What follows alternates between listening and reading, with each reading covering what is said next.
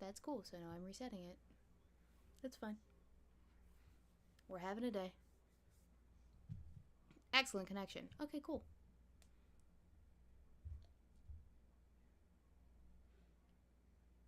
Oh, and it just immediately sent it to live. What the fuck? I wasn't... Okay, so you know how you press the start stream and then stop stream in OBS and then you hit start stream in the actual YouTube thing? Sure. Well, it just said, fuck you, Weebo, and just pressed it for me anyway. So I don't get to press go live. I get to press end stream if I want to end the stream. But essentially, we're live, Polly. I apologize for that. I would have... No, I can hear you talking. Okay, cool. Right on the stream now. Yeah. Yeah. Yeah, just sent you live. There you go. Fuck Woo! you. Yeah. Yeah, so that's been my day so far. Jesus, it's a good thing I stopped talking about the JQ there for a minute. Fuck. No, I'm sorry, everybody. We had some technical difficulties with my microphone, and then with my microphone sharing with me exactly what I was saying, in time with what I was saying. Which, if you've ever had the pleasure or displeasure of hearing yourself speak to yourself at the same time that you're saying stuff to yourself, it's kind of jarring. You don't like it. And then, obviously, with OBS not sending connection to YouTube Studio, that was not great either. So, we're live now. Live. Yeah.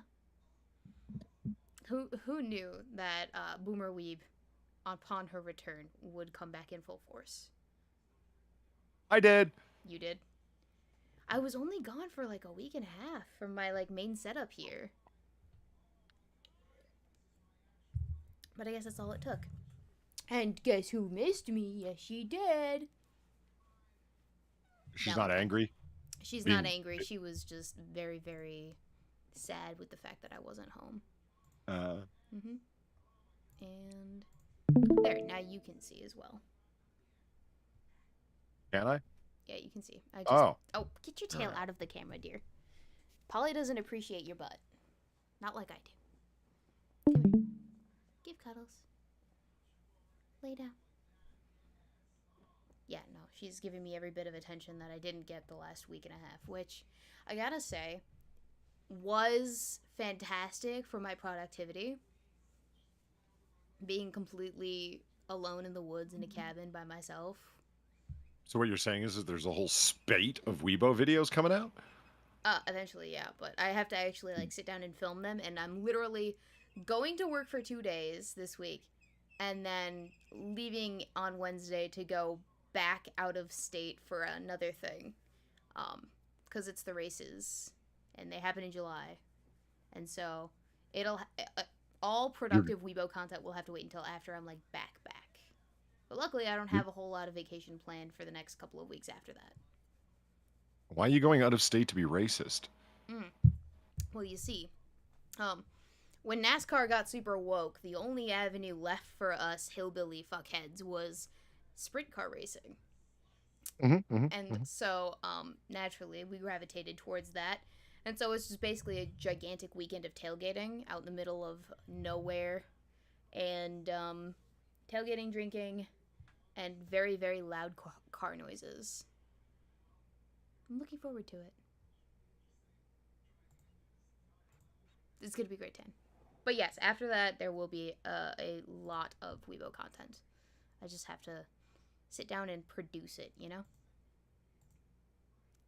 You know what I just started thinking about when you're talking about tailgating? What did you think about The last time I went to a Super Bowl party, it wasn't the Super Bowl, but it was some big fucking football game that these fuckers cared about.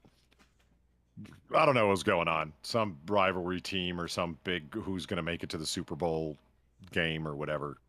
I don't like the hand egg. It's bad sports ball. The hand egg being Football. American football? Yeah. Okay. You don't like the hand egg? Yeah. Interesting. I always thought that was a funny line that Brits came up with. Like, if it's like, no, football. You kick a ball with your foot, therefore it is football. What you guys have is hand egg. Isn't it rugby in other parts of the world, though? Sort of. Like, I mean, rugby's got different rules than American football. And less armor. True. And don't they run backwards?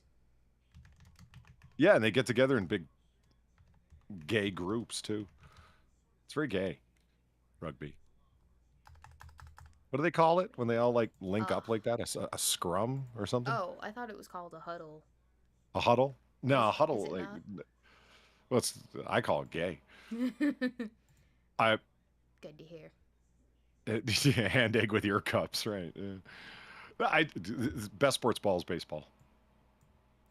I'm inclined to agree with you, but I only really like any sports ball when I get to play the sports ball. You It know, is a it's not scrum. compelling Huh. otherwise. Oh, is it? Yeah. I don't know the rule. It's the only sports ball I care about is baseball. And so anyway, I'm at this football get together, right? Oh god, I was so bored. Yeah. Football is so boring, and people, My favorite pastime. in a weird way, kind of make fun of me. Uh, in a way that's not untrue, where they're like, "You like baseball? That's the most boring sport," and I'm like, "Fuck you, it is."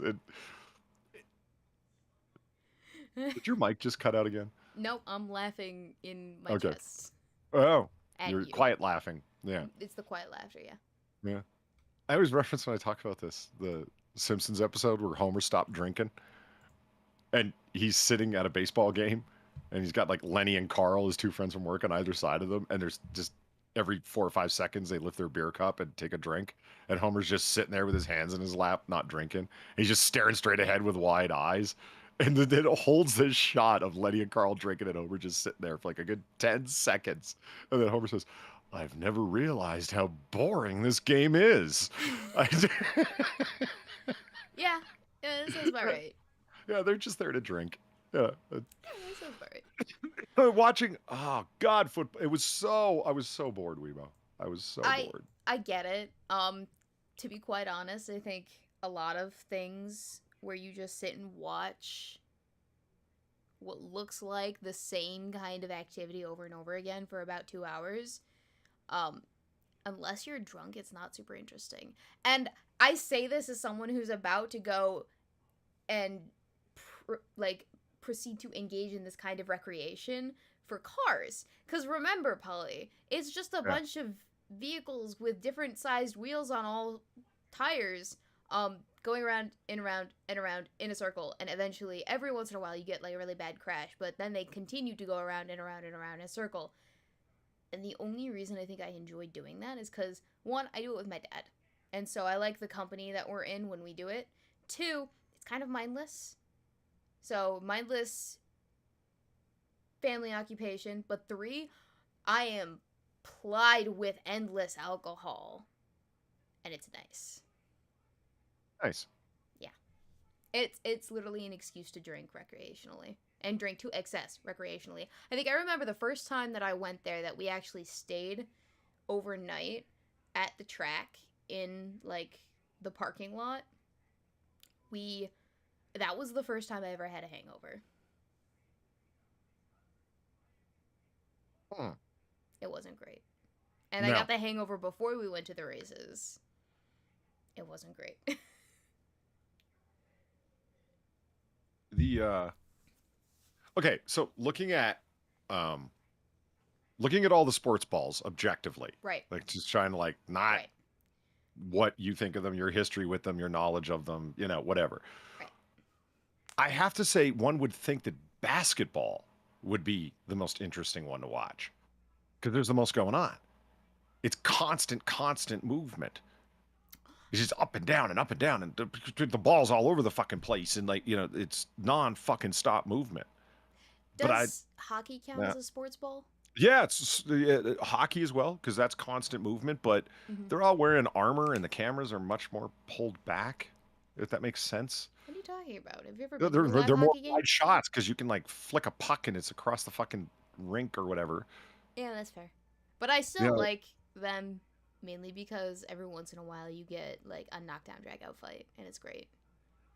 yeah, but okay, and then boxing. It's not sports ball, but I mean, if you want a knockdown drag out fight, you could just watch, fucking boxing. I do on occasion when it's on TV. The thing is, I don't watch sports ball like at all ever unless it's No, put in front of me because I don't have any of the sports ball channels. I Yeah. exclusively use streaming services, and if I'm not streaming, then I am on YouTube or I'm just listening to an audiobook.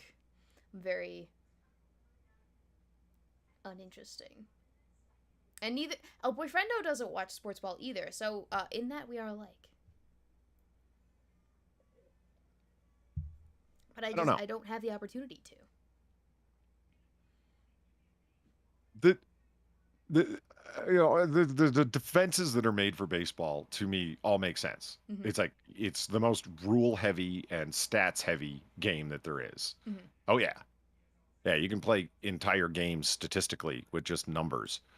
So there's if you want to pay attention to that part of it, you don't need to, but if you want to, it matters. When when a batter will come up to stand at the there he is at the plate. You got all these numbers that come up on the screen. It's like, what the fuck does all of it? Here's his batting average. Here's his RBIs. Here's his like all of these various numbers, like statistics for how likely this particular batter is to be able to get people in, not himself get runs, which is more important for the team overall. It's all there's even a term for all this: sabermetrics, baseball statistical analysis. Don't they make That it's entire more. movies out of that? Yeah, Moneyball was a movie just based on sabermetrics. It's better to have batters that are good at getting other runners in than it is for guys that do home runs or guys that are able to get runs for themselves to that RBIs, right? Mm-hmm. It's yeah, you want it. Those guys because they Yeah. win for the team. It's a fascinating sport because it's you get to see on the spot individual accomplishment, but it doesn't really matter if your team sucks. Like you can have the greatest batter in the fucking world, but if everybody else on the team are a bunch of dullards, you're fucked. It's the only sport where the defensive team, the team on defense, has possession of the ball.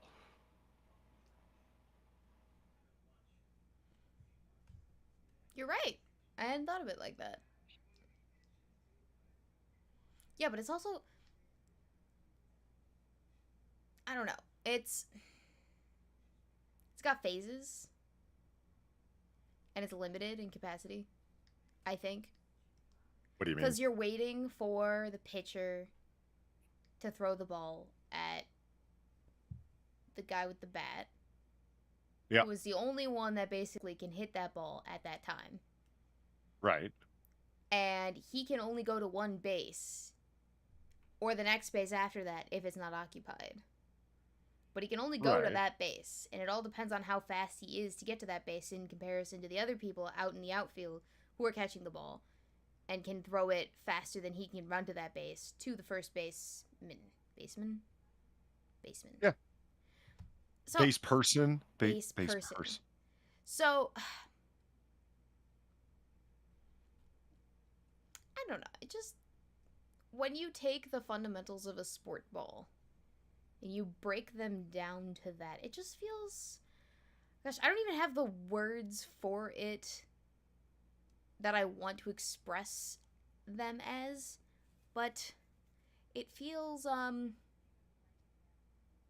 limited is the best word that I can come up with when I describe how baseball functions. Like, you have to wait your turn, and then you have to wait your turn, and then you have to wait your turn, and it's like endless line waiting. It's like, I'd rather go to Six Flags. Well, okay, listen, if you're there to see your husband or son play the baseballs, like, yeah, you're right. But if you're there to watch the team, why are you like you're not waiting for anything? There's always something going on. Fair. Yeah, you're just waiting for. I just want something with a little bit more violence, you know? More shoving. And more shoving. And that's one thing that I like about that I'm a big fan of in terms of boxing over whatchamacallit. I like seeing two chaps punch themselves or punch each other in the face. Yeah. It's a good over mixed martial arts. I don't like UFC. I know that's anathema, but I'm tired of seeing two guys, big muscly guys, fall to the ground and sweaty wrestle. Yeah. Ooh. Of course grappling wins. Any of the things that can defeat grappling are illegal moves. So well, yeah. I mean, Right. I can't kick to the balls. I can't punch to the back of the head. I can't bite. I What's the can't point? claw. I mean, Jesus Christ. I mean, go ahead and grapple me. When like I'm this close to you and I can start like biting chunks of flesh out of you, you're gonna fucking let me go. Right. Well, yeah, you want to get away from the guy who's biting large chunks out of your biceps and whatnot, or your thigh or your hamstring. This guy's insane. He's a fucking cannibal. Well, yeah, that's you. So what would you? How would you fight a cannibal? You'd want to knock him the fuck out and keep a distance from him, Right. right? Like, Yeah. like 'cause what happens in every zombie movie? You You. shoot them, Yeah. like like the greatest distance kill is Mm-hmm. your ideal one. So ideally, you shoot them. If you don't shoot them, you start stabbing them. And if you can't stabbing them, like you push them away and run. Like, do you know what I mean? Because they're Right. trying to bite you. Right. This is Exactly.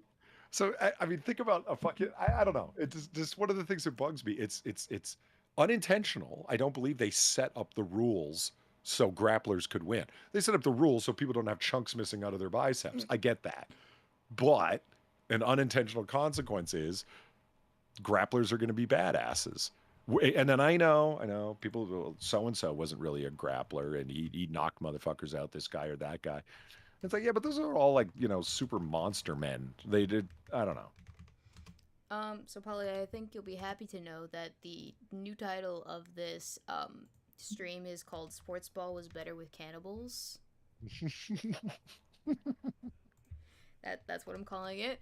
And I would just like to say, um, the Romans, they used to watch people duke it out in a freaking gladiator arena with like lions and shit, till the death.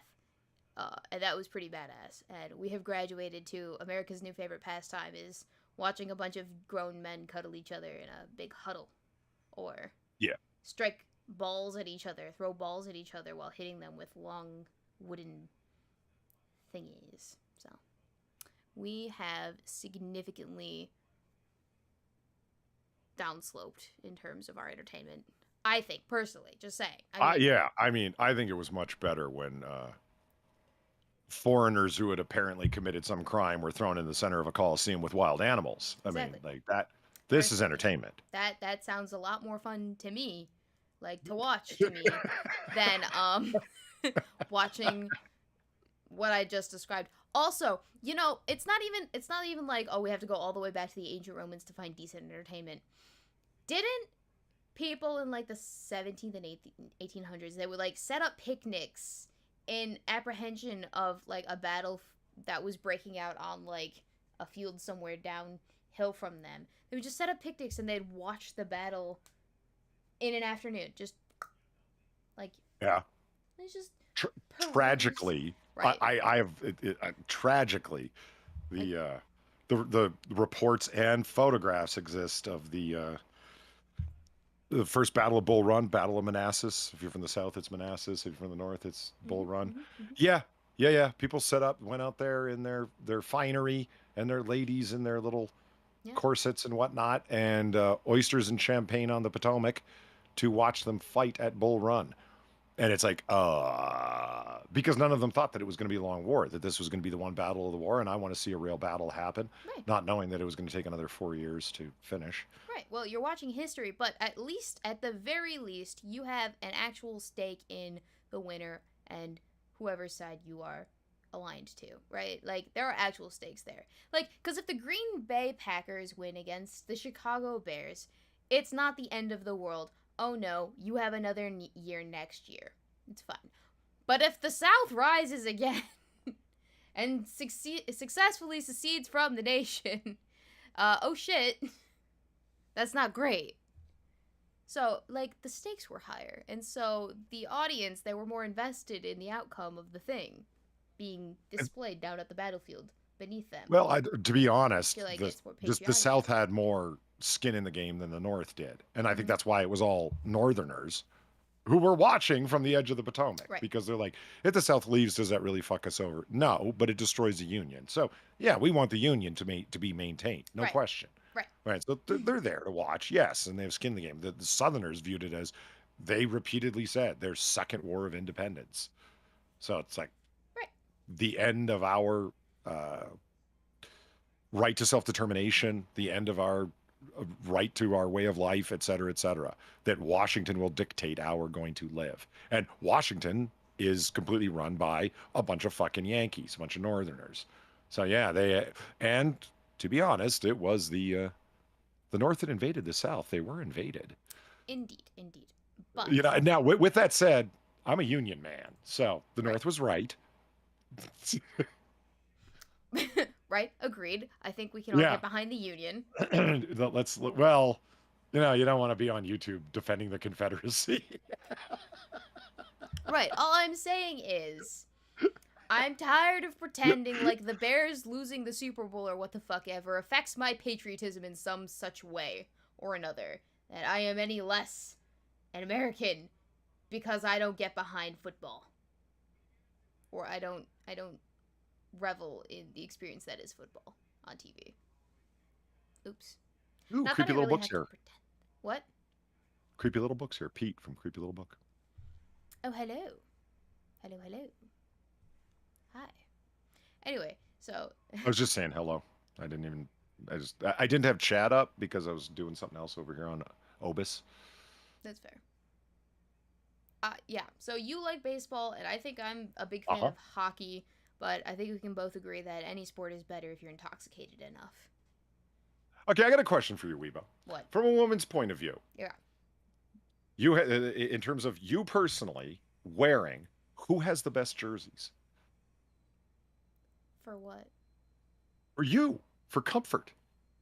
Oh, for If comfort. you're gonna wear a sports ball Okay. jersey or or a sport puck jersey, because you know whatever, The UFC doesn't count because Blackhawks. then you'd just be topless. Uh-huh. I I'm mean, gonna say I have to go with the Blackhawks sports jersey. It's comfortable and it's like all-purpose. You can wear it wherever you want. I had one, so I am partial to that as opposed to anything else. the Blackhawks hockey team. Yeah, the hockey team. Okay, And that's not so just because they're my favorite hockey team, which I mean, I don't really have a disfavorite, but like they're my city. And I've seen at least one of their games live. So, your favorite jersey is the racist one. yeah, I guess you could when you phrase it like that, it sounds bad. But there it is. Yeah, I like the Blackhawks jersey. Sorry. Oh no. Actually, you know what? That's a good point. It's Um, okay. The Redskins, you know, I mean, look at the trouble they ran into. You could have named right, but them. didn't they rename the Redskins to something else? Yeah, they're just the football team now, right? Like Right. they're like the team formerly known as the Redskins. You know? Right, they're the team formerly known as the Redskins. But like we don't have any sort of discussion regarding the Blackhawks. Like even have you seen the Blackhawks logo? It is an or Native American. I'm sorry, First Nations person. No, I've seen it. Yeah, Yeah. it's a good fucking logo. It looks Oh, it's a great. fantastic logo, and Yeah. everyone loves it. But there has been no discussion whatsoever of like changing it, despite the fact that I don't know if you know, Polly, Chicago is a very like democratic city. hmm And that's where Blackhawks are. For those of you who don't know, Blackhawks are the Chicago hockey team. But like, why would you want to upset the delicate balance of the Blackhawks, the only fucking winning team in our entire state that actually has a chance in hell of bringing home any sort of trophy ever? Because Bears aren't going to do it. The Cubs barely did it the first time in like 100 years back in 2016. And I don't even think I hear anything about the White Sox other than nothing. So, Criminality, huh? but it's Chicago. Yeah. There's always stories floating around the White Sox about like money laundering and Is there really?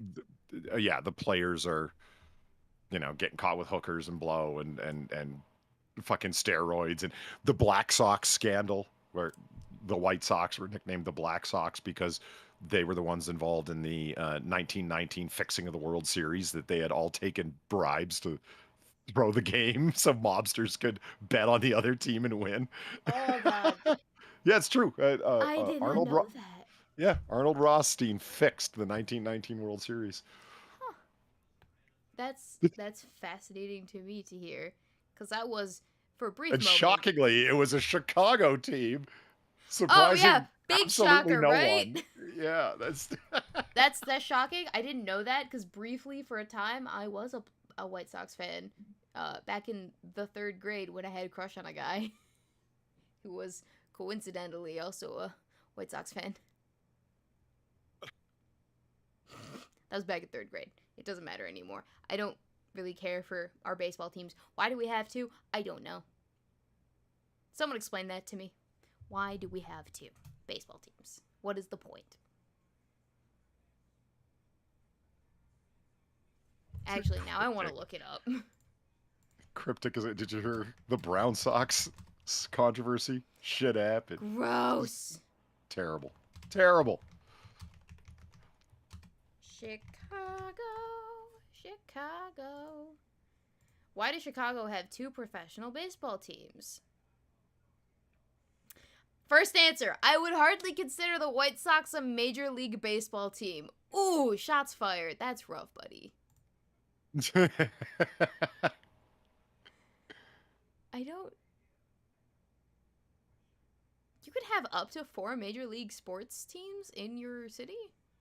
Why does Chicago have 2 baseball teams? Here's the reason. Conflicts. Face-offs. We hear about them in movies and world history, but guess what? These happen in baseball too.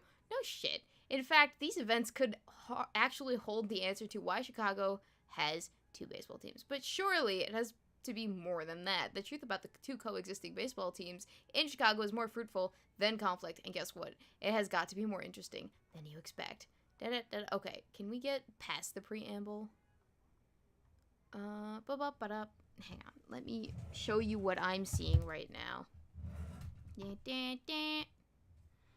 Hey, my favorite baseball team is the Indians. We're in the same boat with the Blackhawks thing. Right? It's all racist as fuck. It's all racist. I'm just kidding. The Indians aren't my favorite team. Really? The Nats are. That's not the Nationals. Better. Where are the Nationals? Washington, D.C. That's cool. That's cute. That's cool. That's alright. Here, let me expand this. Nope, that's not what I intended to do, sir.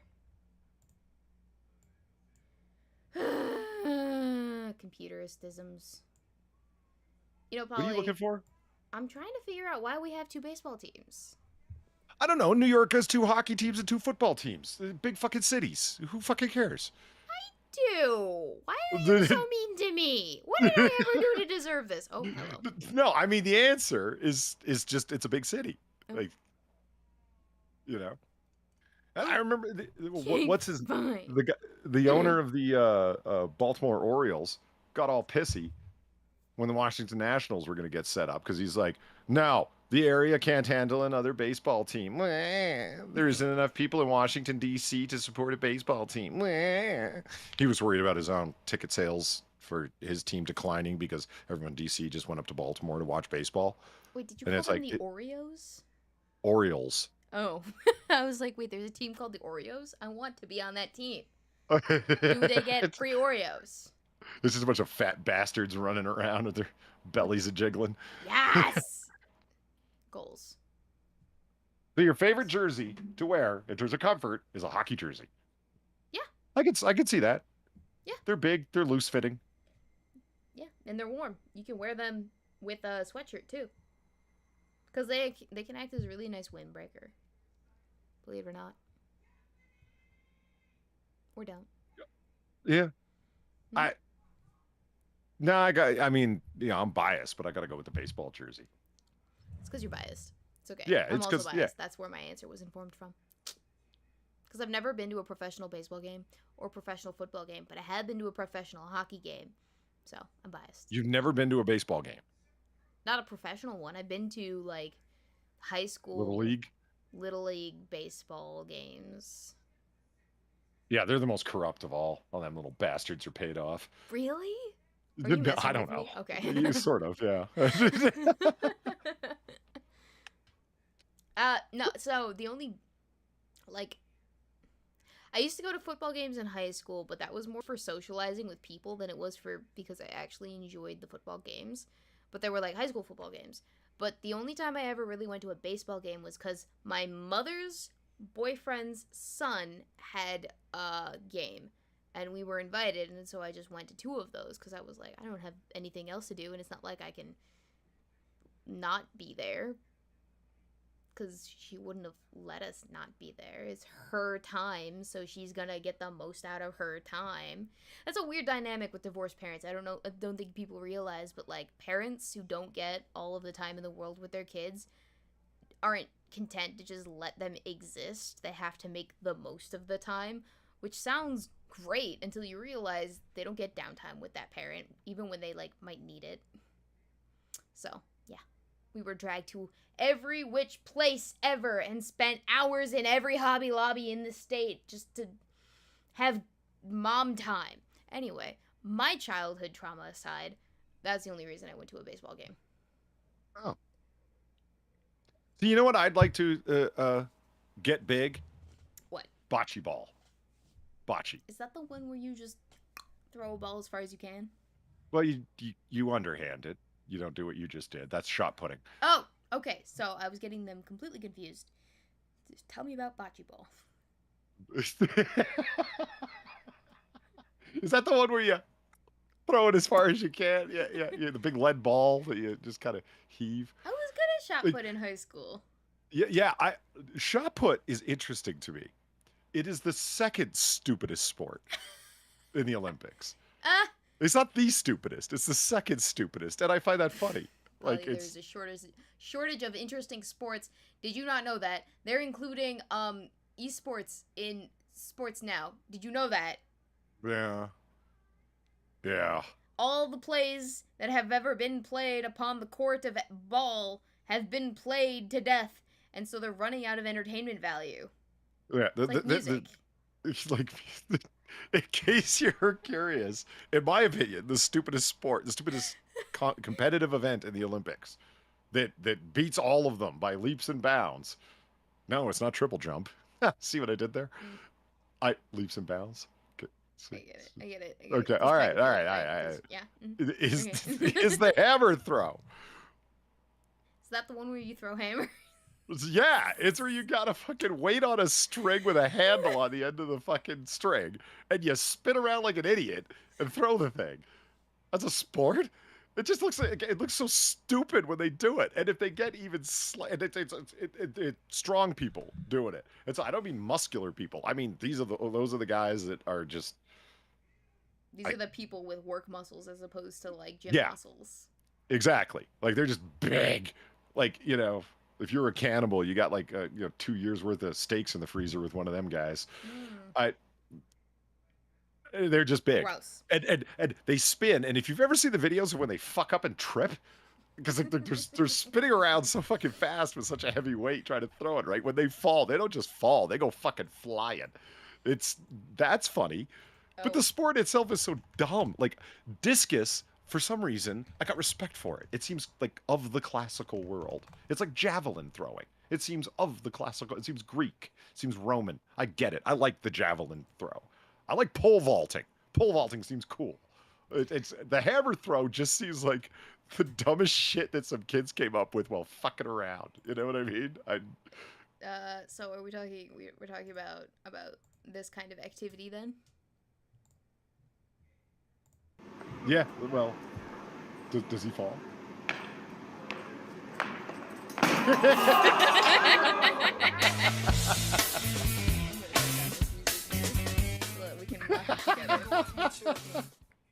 Interesting. Oh God! So the fuck ups are funny.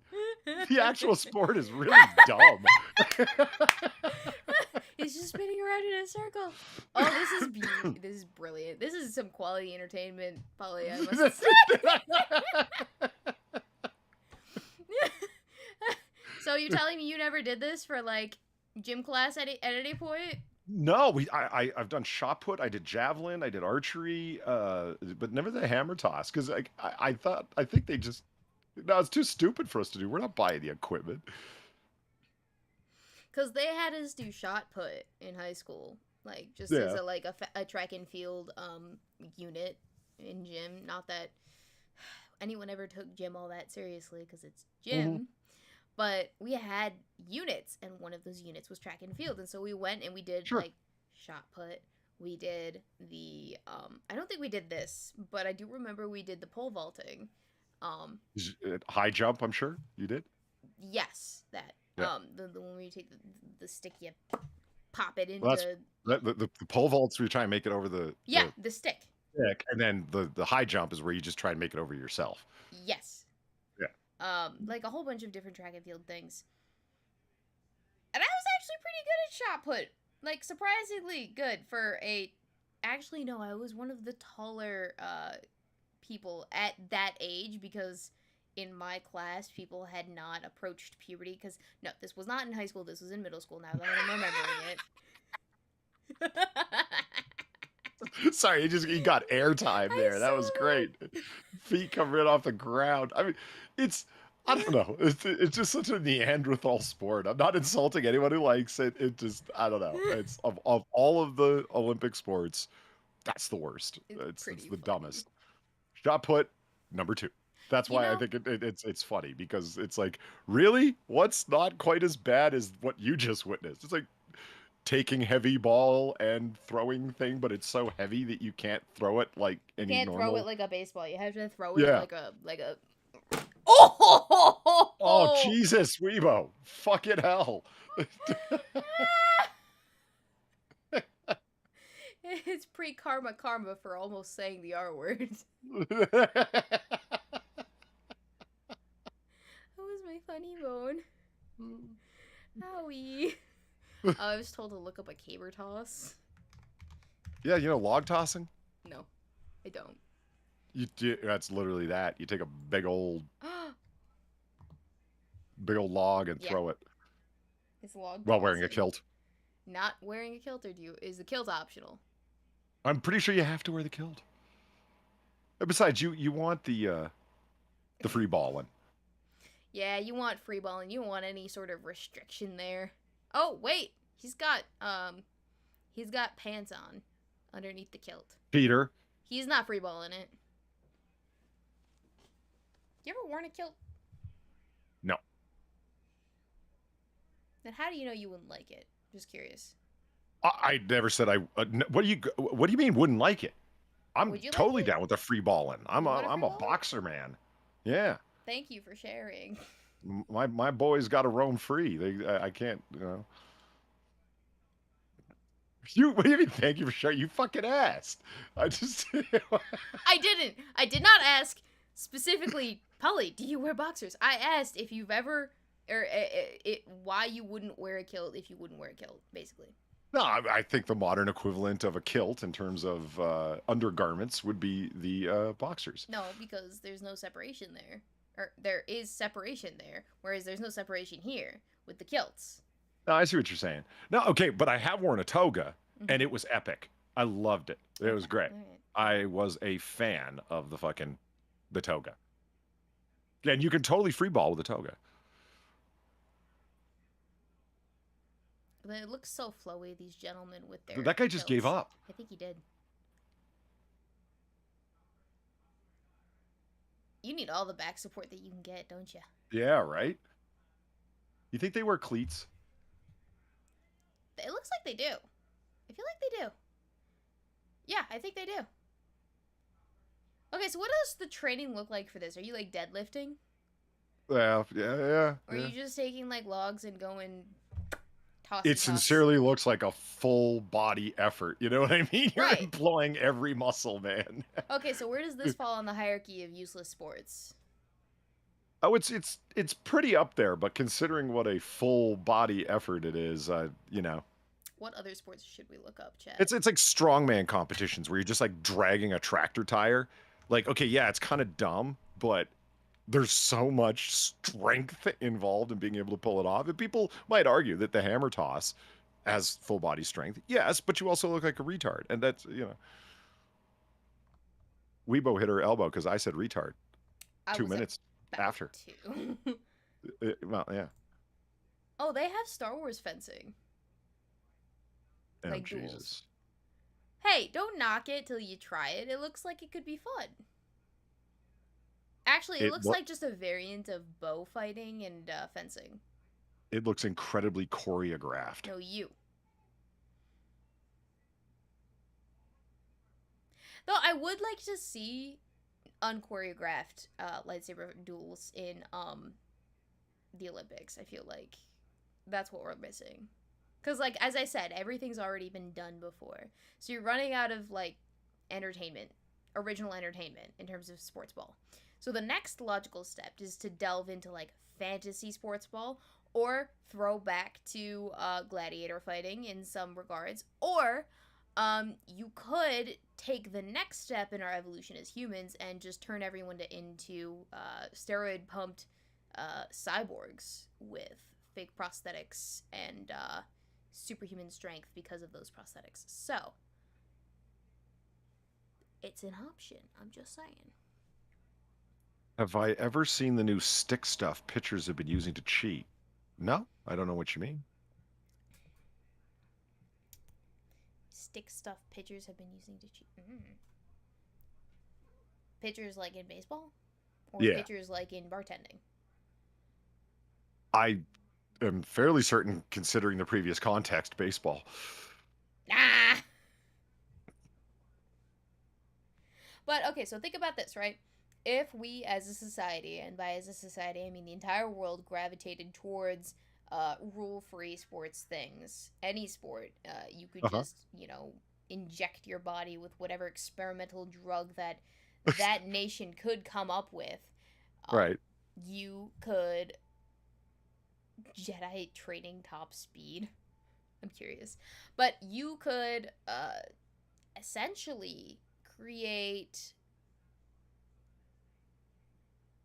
I don't know, you could revolutionize the medical world, the superhero world, I don't know, quite quickly, because the turnover would be at least every 4 years that they're coming up with some new revolutionary way to own the other nations chemically or mechanically. Like, okay, so here's the thing. You guys, like, spin and whatnot, and then here's my muscly arms and all the editing and whatnot. Go up against a Florentine fencer. You'd be dead in, like, 2 seconds. Have you ever seen the speed that fencers... Have you ever tried, like, classic Florentine fencing? No, it's on my list of things to do. It's on my bucket list to be... Oh, my God. Fencing things.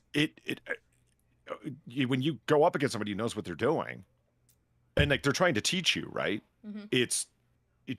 You're pronged before you even know what happened. The first thing that occurs to you, to me, to everyone I found out is, how is it even possible to defend against these attacks? Everything happens so fast. And it's like, yeah, you have to count on the indications of where their hips are moving, their foot is moving, their shoulders are moving. And that tells you where their sword is going to end up going. Because if you just rely on watching the sword, you're dead. You'll be run through. Poked, because they're wearing, protective gear, right? But, right. Yeah. I mean, people think of those swords as, like, being weak, and it's like, no, you could, like, have 5 holes in a guy before he even knew what happened in a street brawl. Right. But I wonder, because these are basically just, like, long metal sticks with sensors on the end. What if we took away all of the armor and we replaced them with actual, like, pointy swords with some weight? You'd have 1600s Italy. You don't want that. Do I?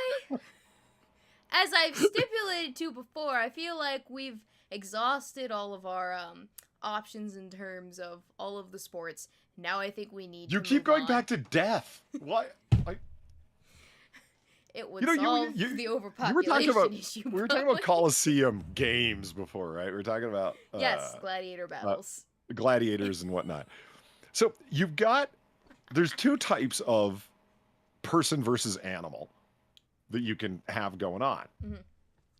Person intended to immediately die. We're executing this person, right? And then gladiator with armor and weapons intending to possibly defeat said animal. Right. Do you see the 2 categories that I'm imagining, right? Okay. When you've got the first category, the people that are just being executed, I mean, it's sad to think about, but just try to get it from a historical perspective. You go to the Coliseum, you're he just fell off the stage. Just rushed him off the stage. Yes, anyway, sorry, you were Well, saying. it actually relates to this because would it not be like, let's say it's a lion, okay? Would it not just would it not just be one person running from a leopard or a lion until the leopard or lion caught up with them and then mauling them and then that's it? If it's a fight to the death, I hope that they wouldn't just run until they're dead. They'd No, have I to said like come up with the some first ones, clever way. the people that are just being executed. They just send them out there in a tunic. They're intending you to die. No, I feel like you could fight for your freedom if you survived against the lion. Then, by all means, go free. You deserve that. The gods are on your side. Whatever. What But would you do against a lion? What would your tactic be with just a tunic? Poke him in the eyeball. boop them When on he the roars, nose. punch him in the throat. No, boop them on the nose. Boop him on the nose. Yeah, well, they Like of all the available a options, that's not a bad fist. one. You gotta boop them on the nose because, if I remember reading correctly, I believe, sharks, if you knock them on the face in the nose area, it confuses them enough that they will swim away. And I would like to think that lions are the same way. Either that, or I'll try just petting the lion and hoping that it finds me friendly. But I don't anticipate getting on the business end of a sharply fanged creature anytime soon. I've already learned my lesson. Thank you very much. Yeah, no, I get it. I get that. But like when they're putting you to death, you don't really, generally have a lot of options in the ancient world as to. Right. But I'm not gonna do anything that would get me put to death. I think I could resist that urge to be put to death. Lions are not sharks. I know that, Assassins of the Grey, but I am hoping that they react the same way to sharks getting booped on the nose. Even if that makes no sense. What happened? What was the failure? I don't know. No, I mean. Oh, the fencing failure? I don't know. They clashed and then just stopped and walked around. I didn't even see what happened. Well, we'll find out again. Okay, so.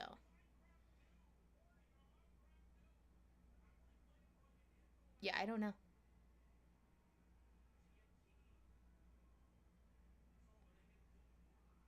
I have no fucking clue. I thought this would be funny. This isn't funny.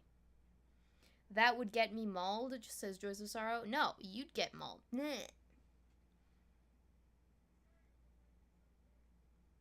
Oh, it was a big hug. Yeah, fuck you, man. Big hugs. Yeah, you can't stab me if I'm hugging you.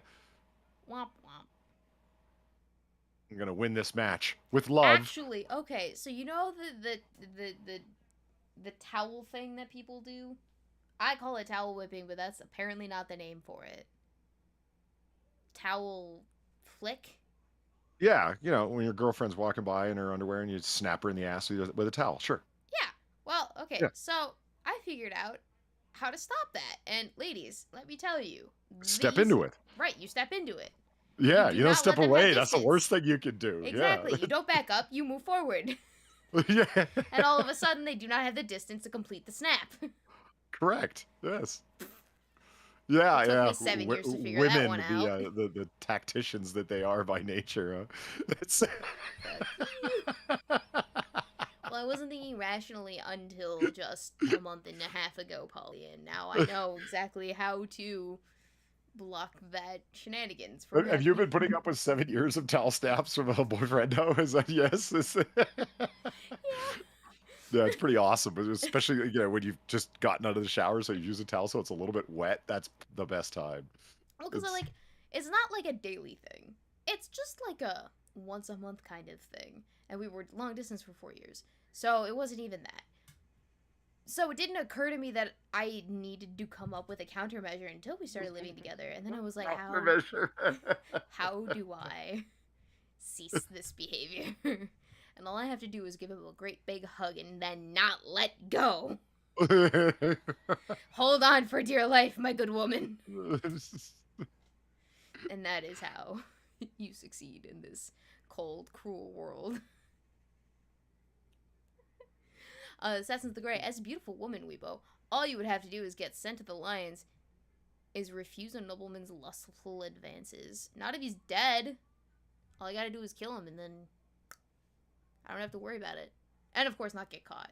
But they would never, ever suspect a beautiful woman of shanking some poor, horny bastard. Would they? Because women poison men. They don't stab them. That's a man's thing to do. Yeah, women tend to go as underhanded and cowardly as possible. It's true. Gee, thanks. Well, I just what? Weebo, I'm agreeing with you. What do you want from me? Not that, obviously. They stab men in their sleep, shoot them in their sleep, or poison them, and it's like, what through line can we see in all of this? Why don't you just shoot him when he's awake? Like, you've got a distance weapon. Well, I might miss. Yeah, but a man could miss shooting at you too. And it's like, well, yeah, but I'm a coward. Oh, right. Well, I think that, okay, this is going to be horrible for my own sex, but I think women by default have to be a little bit more cowardly than men in terms of confrontation because we are biologically the weaker sex. And fair enough. So it but follows that is the thing with firearms, and something I've never understood why feminists aren't huge proponents of the Second Amendment, because it's the great equalizer. Right? It is. It's such a great equalizer. Yeah.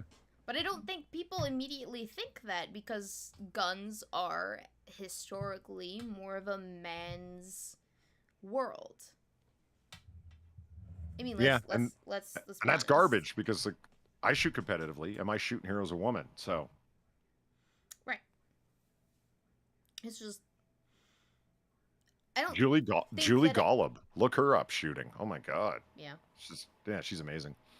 There's like no end of sleeve tattooed, shaved head, bearded, tactical guys that are talking gun shit on YouTube. There's no shortage of them.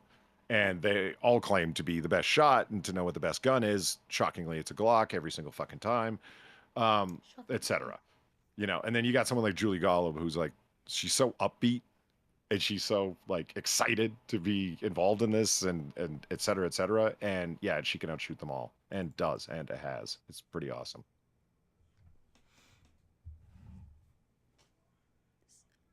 So what you're saying is the best shot that you've ever seen in the world is by a woman. Or is that the best shooting? I mean, don't get me wrong, and it's something that I've never quite wrapped my head around. There is a separate league in USPSA, like IPSC, practical shooting competitions, and IDPEA as well, like International Defensive Pistol Association and United States Practical Shooting Association. There's a men's and women's league, and I've never quite wrapped my head around why. Yeah. And men's times, because both of them are. Your score is calculated by time. Lower time wins. And it's like the men's times are always lower than the women's. So why? Strength is not a factor. So again, why? It's men on when you get up to really, really high levels of competition, we're talking in the extremes here, men do the hand-to-eye coordination thing better than women at extreme degrees. I don't, like, sincerely, I do not understand. I don't get it. I remember the first time I did kendo. I went up against a 16-year-old girl and she beat the hell out of me. Well, she probably had been doing it for like the last 8-10 years. Yeah. Oh, yeah. That's definitely. And it was it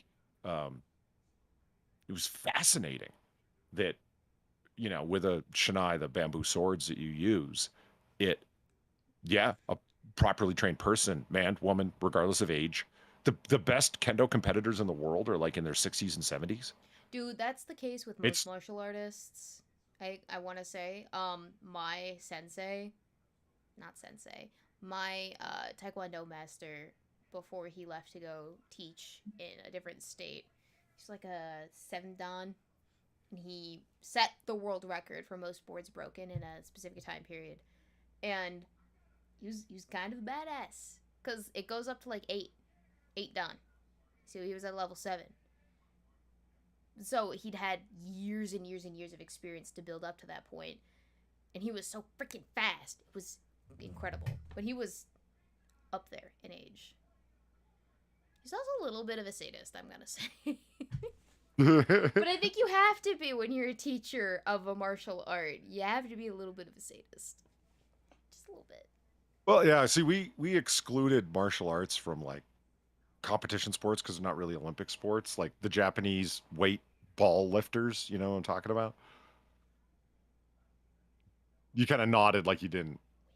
Weight ball. I'm like, Your mic your mic cut out. What'd you say? test, test, test. Okay, you go. Whoa, okay, you're good to go. Okay, weight ball, like not They shot attach put. they attach weights to their scrot and squat over said weights and try and lift the heaviest amount that they can with their scrot.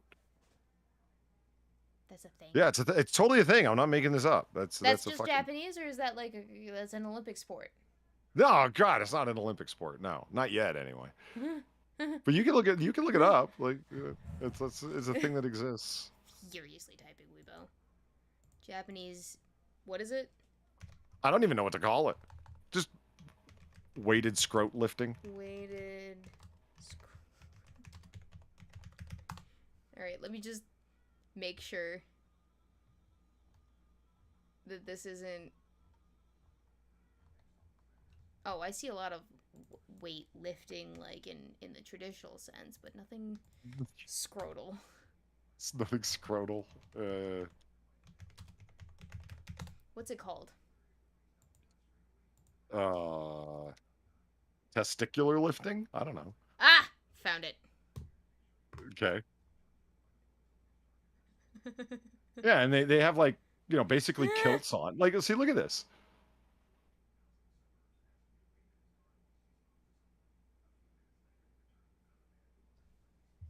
Oh I don't get. no. Oh no. I don't get it, man. You're gonna yank your dick off one day. What are you doing? No, because it's just wrapped around their scrot, right? Okay, it'll rip They their do balls this off one day. recreationally. Yeah, recreational. Master Yi. He's a master in this. What? Yeah. Wait. For dragging cars and aircraft with his testicles.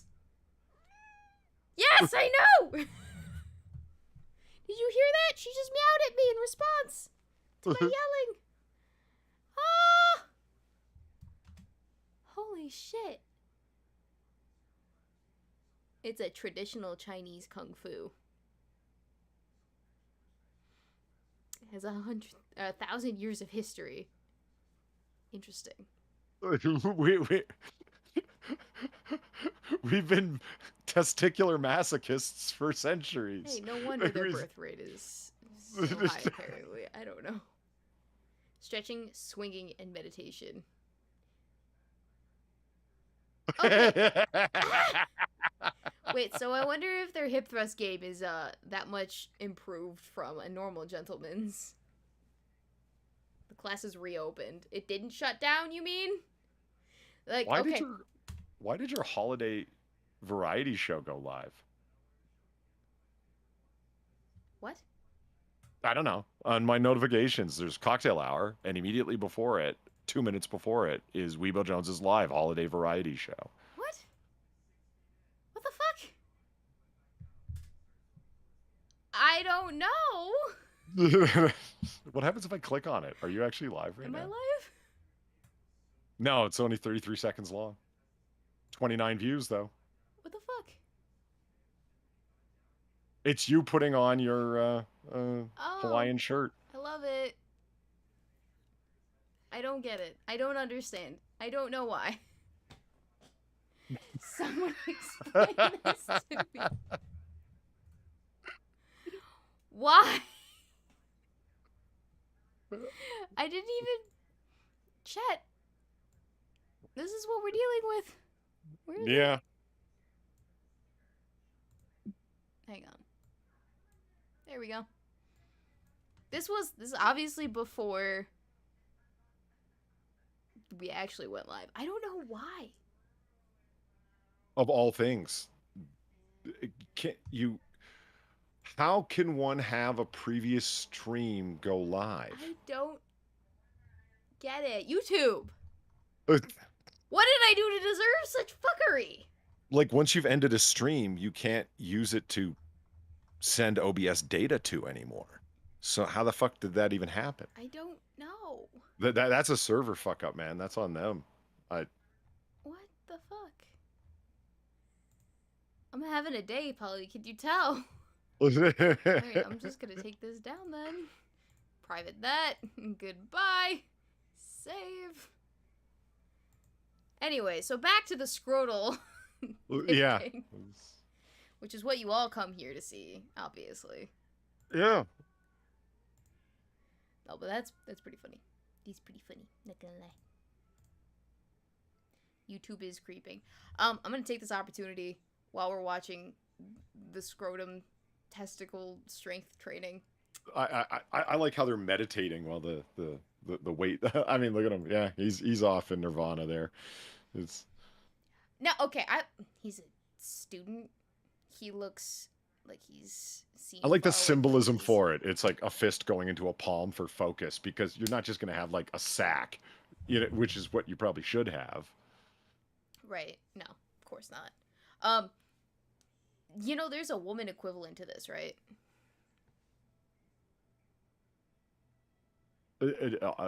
Titty lifting? No. It's clit lifting? No, not clit lifting, but it's like labia lifting?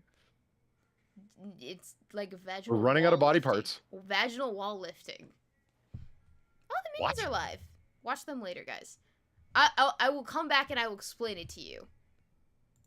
Give me 1 sec. I need more wine for this conversation. Wait, hold on. Vaginal wall lifting? Yes, like, I will explain it to you. Women got their kenkle or whatever they're called. Kegels. Right. So strong that they can grip weights and lift it. Yeah. Super kegel training. That's intriguing. Right, and we will explore this topic when I get more wine, because it needs more wine. This is a topic that requires wine. I'll be back. Give me a sec. I mean, every guy in chat understands why. I'm just gonna talk to chat about some guy shit. Fair enough.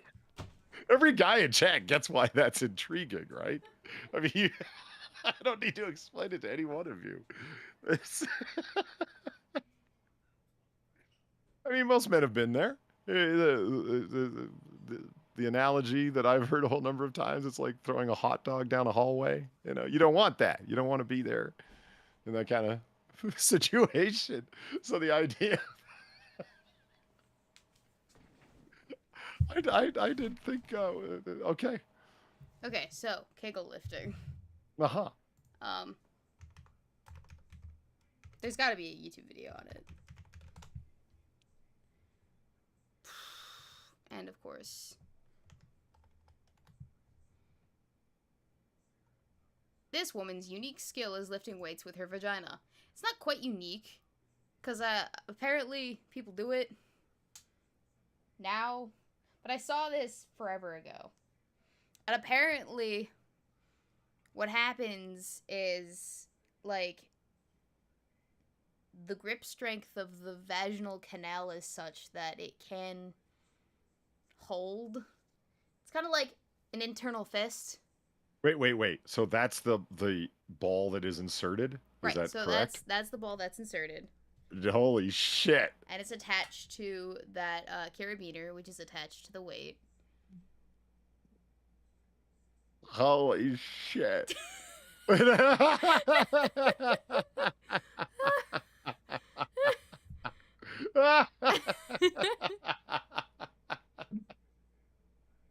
Holy fuck, I love it. Yeah. This is the thing. So, it's not just the nuts. It's... Well, okay, it's different enough. Like, I mean, I get the comparison. Okay, fair enough. There's weights and there's genitals. But there's at least utility here. Oh, there's a fucking fuck ton of utility. Did they really have to show her inserting a stick into a... I saw what you were doing there. I think they did. But there's more utility here Then with the scrotal lifting, it's reverse pushing. Yeah, basically you're just sucking that baby right back up. Yeah, I mean, like, has she had kids? I don't It's know. I like, hope push, not. but lightly. We don't want you shooting the kid across the room, like, through the Right? wall. I Imagine the opening scene from Cliffhanger. It's over a love. It's a love scene slash action, and he's hanging from her vagina with from her vagina from his ween. Oh boy.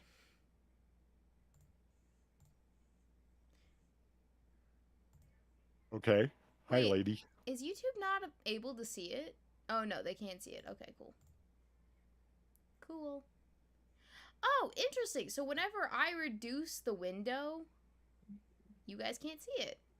I did not know that. I mean, you can still see the window, but you can't see the video.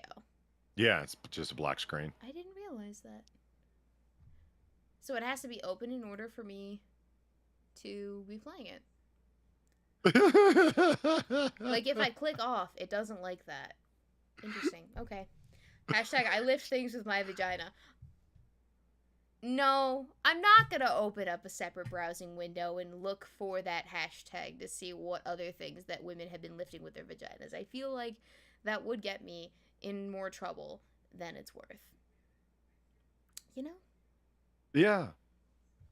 Yeah, I've known a few girls that could benefit from this. Oh my god. Kegel strength routine. Kegel machine lift. Lifting with Kegels for pelvic floor strength. I don't know. Anyway. So that's a thing, Polly. Yeah, and now you can have fun with all of the recommends you're going to get following that. I suggest you go to your search history and delete those last few items. I hate that shit about YouTube, man. Where you will look up one video and for months and months afterwards, it's like I watch like whatever playthroughs all the time, and you don't recommend them. But I watch one fucking video on Kegel lifting, and that's all I get for the next 2 years. Yep, basically. Sucks to suck, but there it is.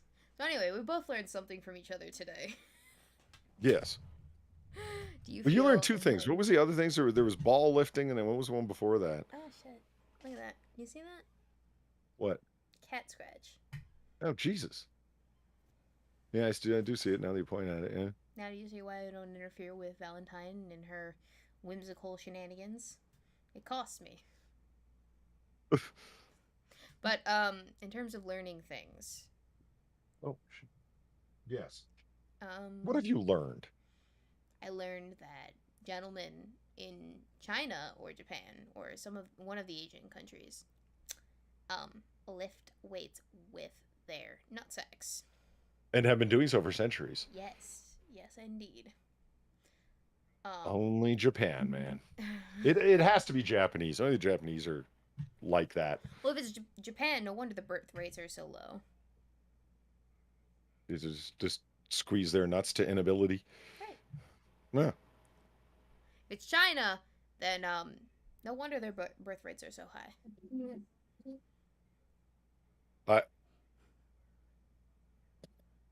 I'm gonna put some oil on my mic boom. Oh, okay. The bolts were loose, and so I tightened it up, and now it squeaks a lot. WD-40 boot.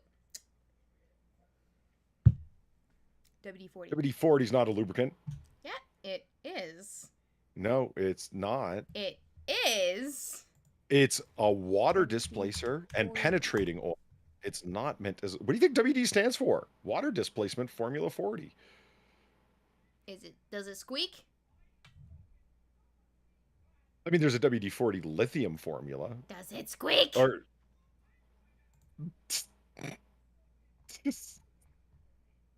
does it squeak? WD-40 itself does not squeak now. A thick gel lubricant that provides long-lasting lubrication and won't run or drip. I ask you one more time. Does that can't squeak? Be WD. Long-lasting lubricant that does not drip. WD-40's thin as shit. That's why it's a penetrator. Like that's why you put it on bolts that you're trying to loosen or whatnot. show you. I'll show you, Polydub. See?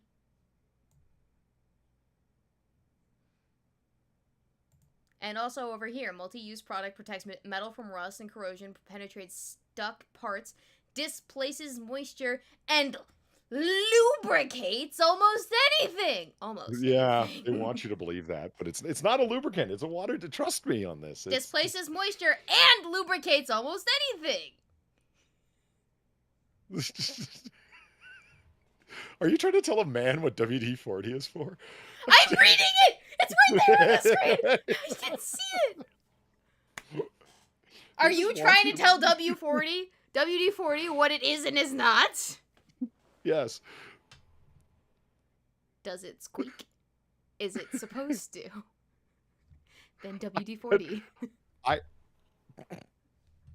like 3 different kinds of gun oil. I in needle oilers. I will just use one of those. That's what it's actually meant for. Yeah, I'm just gonna use my gun oil because I don't want Weebo to be right.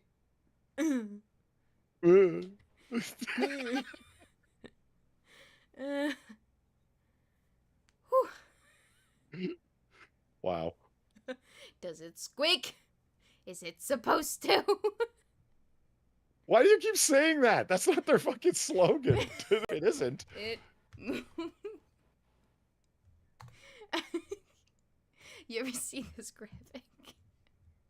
Larry Wilkins asked, "What's the difference?" I'm fine with moving on, man. I don't have any skin in this game. It doesn't make a difference. Did you ever see the engineer flow chart? It's a repurposing of that.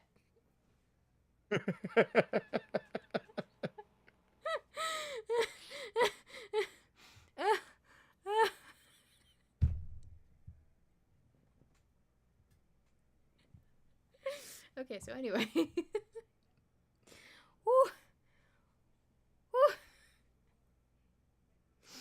Woo.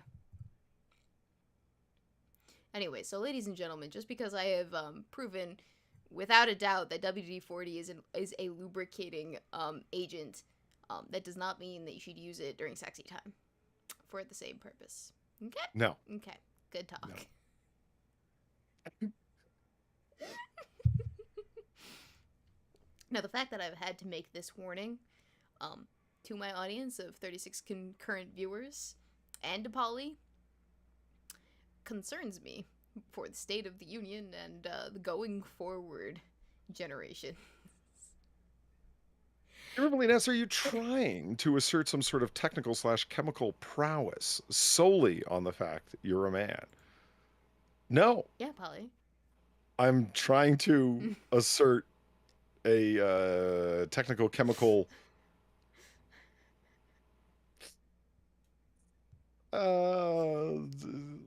lack of know-how when it comes to a general swath of females. Just Polly, saying. as someone who naturally lubricates, you think I would know how lubrication works and what is and is not a lubricant.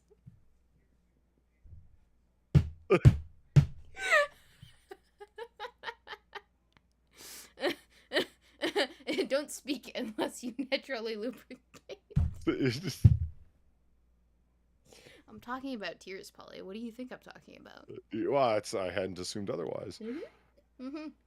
Okay, so I'm assuming you can change a tire. Yes. Because you got a Super Chad dad. Right. What are those things that you have to ask El Boyfriendo to do because you don't know how to do them? That generally fall into the category of things that men are expected to do. Well, so in the age of YouTube tutorials, there's not a whole lot that I can't figure out myself. Mostly what I ask for help is if I need an extra pair of hands or something is too heavy for me to lift. Too heavy to lift. That makes sense. Yeah. Because he's got Gamer Valine just the threatened to freakishly actually strong- the fuck out of me. That's terrible. Wait. Choose your words wisely. I'm at home in Arizona and will actually the fuck out of me. She said that like it's it is like you know what that means. Well, you know, like somebody with the actually and then goes on to yeah. Oh, okay, now I get it. Okay, thank you for explaining that to me. Yeah, Valine can Yeah, literally, actually, someone to death. It's a frightening prospect. Mm. Kind of like how I can explain a joke to death. Yes, Yeah. yes, that you can. I believe fatalities can result from you deconstructing jokes. Yes. Yeah, that makes the most sense. I Is mean, it? there's there's a whole bunch of there's a number of things that for me that I know how to do and do that, like, how the hell do you even know how to do that? Because the assumption is only women know how to do that. So You, um you look it up. I mean, there's no excuse for not knowing how to do a lot of things nowadays because there is a yeah, but YouTube see, tutorial video for literally everything. yeah, but this is why I asked you, because you're the kind of person that would self-deterministically, like, okay, I need to do things, so I need to find out how to do things, so tutorial thing, or call someone to find out how to do thing that, like that. I know a lot of helpless people that, or have met a lot of helpless people where Mm. they're just like, I gotta change the tire on my car, I gotta put the spare on, so they call some guy they know, their brother, their father, Yeah. their boyfriend, whatever, to come do it for them. And it's like, why don't you just figure it out? And it's like, well, because it's of a particular type variety of activity that I don't do that thing, Right. or can't, or maybe they think they can't. I don't know. Yeah, there are plenty of people like that. More so than not. And that's Look, I kind of know how to sad. knit. What of it? You know how to knit? Yeah, I knit myself. Damn it. That is rather endearing, Polly. Congratulations. Thank you. It's very zen. Mm-hmm. So you like make doilies and such? No, I just make a lot of scarves. That's fair. That's fair. The like Far gets ambitious. She knits socks and hats, and I don't want to do anything round because you have to have particular, like, if anything that requires particularly shaped needles, like that you're not using regular stitching needles, that Mm-hmm. requires beyond the regular stitch is, oh my god, it's involved. I'm still Yeah. working on getting my tension very consistent, which is funny because Far makes fun of me for that. It's it's like, I don't have a problem with tension. I picked it up right away. Mm-hmm. And it's like, well, yeah, but you got like tiny little doll hands. Like, yeah, it's a big advantage to have small hands to knit with. If you got big old sausage fingers, I don't, but, like, it's I do. the worse it gets. Now, the only reason I really don't knit is because didn't, I haven't had an interest in knitting at this time, and even if I did, I don't have the materials to knit anything. Um, so I guess that would also be a limiting factor on whether or not I would ask someone as opposed to do it myself. Do I have the materials? If I don't, I'm a lot less likely to do it myself, you know? Yeah. And Um, let it be known, I got sexistly judged when I went into the knitting store really no. because the place was full of women and whatnot. Like, literally, I was the only man in there, and Really? they had like a couch section in the middle, like four couches facing each other, Oh, for because the the phrase gentleman? is, was that, For the gentleman to sit upon? no, for the women, Oh. like for the Can women? patrons of the store to show up and stitch and talk to each other, because the phrase is stitch and bitch. Really? Yeah, because that's what you do, right?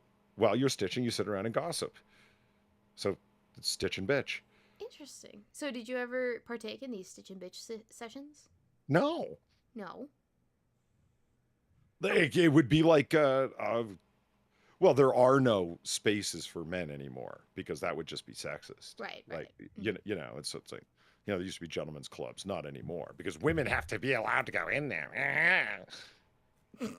We have to chase you everywhere you go and wear you down till you're a nub and then die and in the grave. And then we'll complain about how horrible you were during your life. This seems to be the pattern anyway.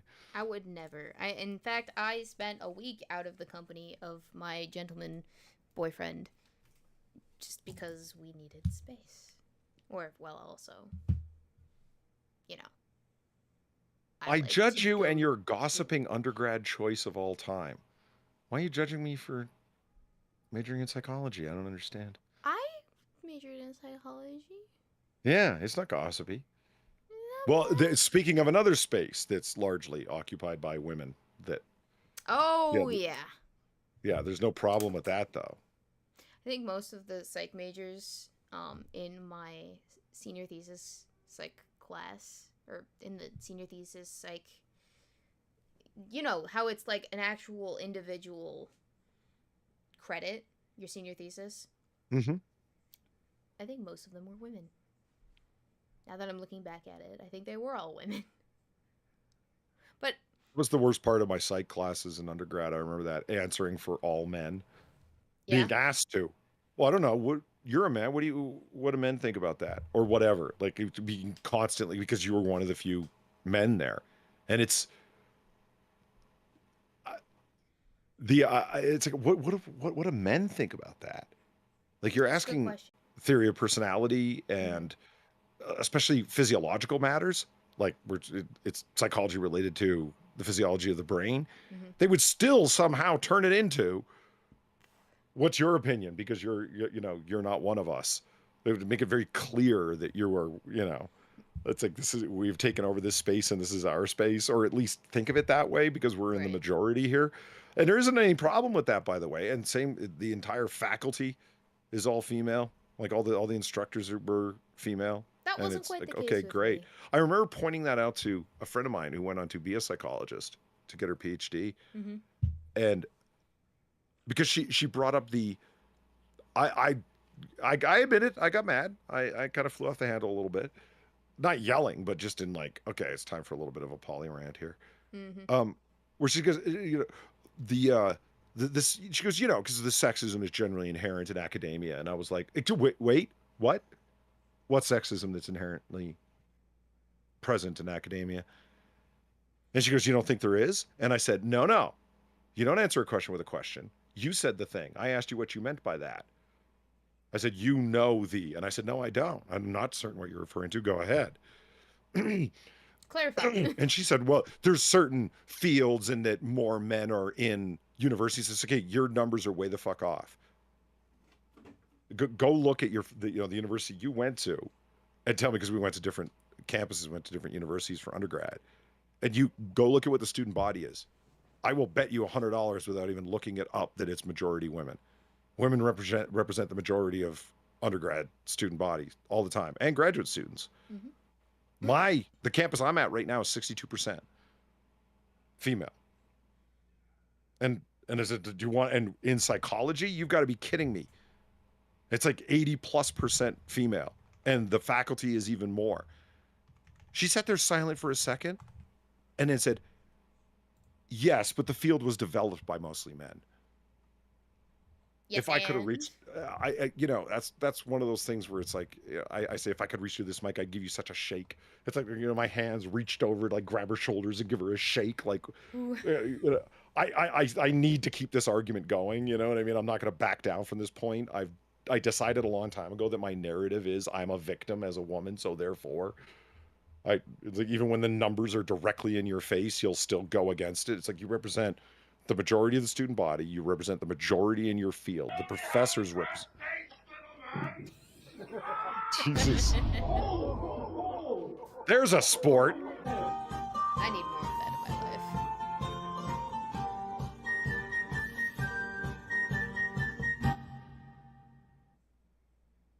Very good, very good. Very good. I'm reaching for my thing so I can do the thing with the thing. He's doing the thing. He's doing Yeah. the thing. Sarky Swan says I majored in philosophy, which was a waste of bloody time. Interesting, but a poor investment. Well, I double majored in philosophy and psychology. So I was just, people love busting my balls about majoring in philosophy, and they act like I didn't. So now I just say I majored in psychology because I did. I double majored. Mm-hmm. But the Make the in most out terms of of your it being an education. investment, it all depends on what you do with it. I mean, for me, eventually deciding upon what it's like you have to declare a major, fucker, like that kind of thing. I don't know. When did you have to declare your major?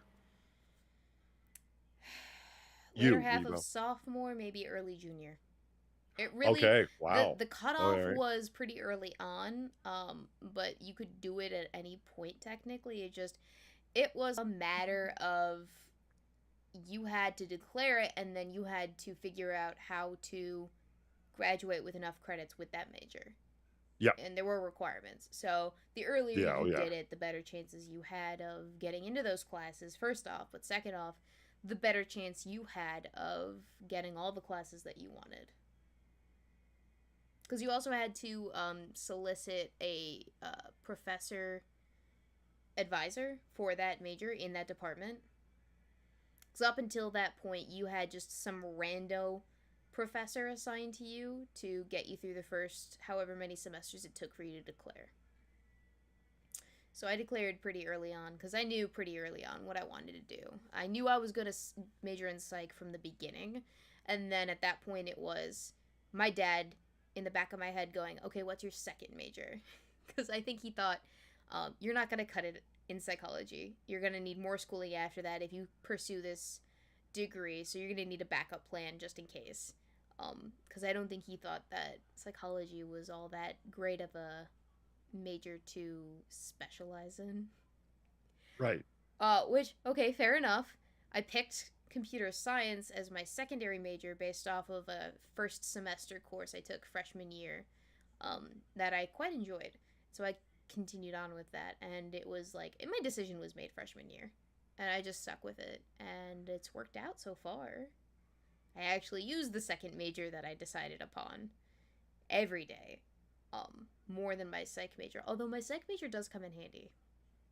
Knowing things about people and their psychology more than the average layman has been has put me in a more advantageous position when understanding my fellow man. So that was helpful. Or woman. Or woman, indeed. Gamer Valine, thank you for the $16. Yeah, you could tell me. Excuse me. Yeah, you can yell at me on Discord later. It doesn't change how fun it is to make one jab and watch the alcohol take over. Indeed. Are, all I gotta do is just push the buttons and then watch them freak out. Right? Now we had to declare a major. I think by the end of your junior year, if you hadn't declared, you were fucked. I don't think Well, you I were don't think you fucked could. if you didn't do it before end of junior year.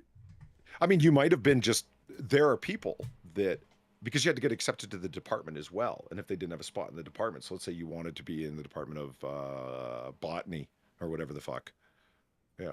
Because there's a No, department of I'm not botany. sure. Yeah, I'm not sure if that's its own department, but let's just assume it is. Okay. Um,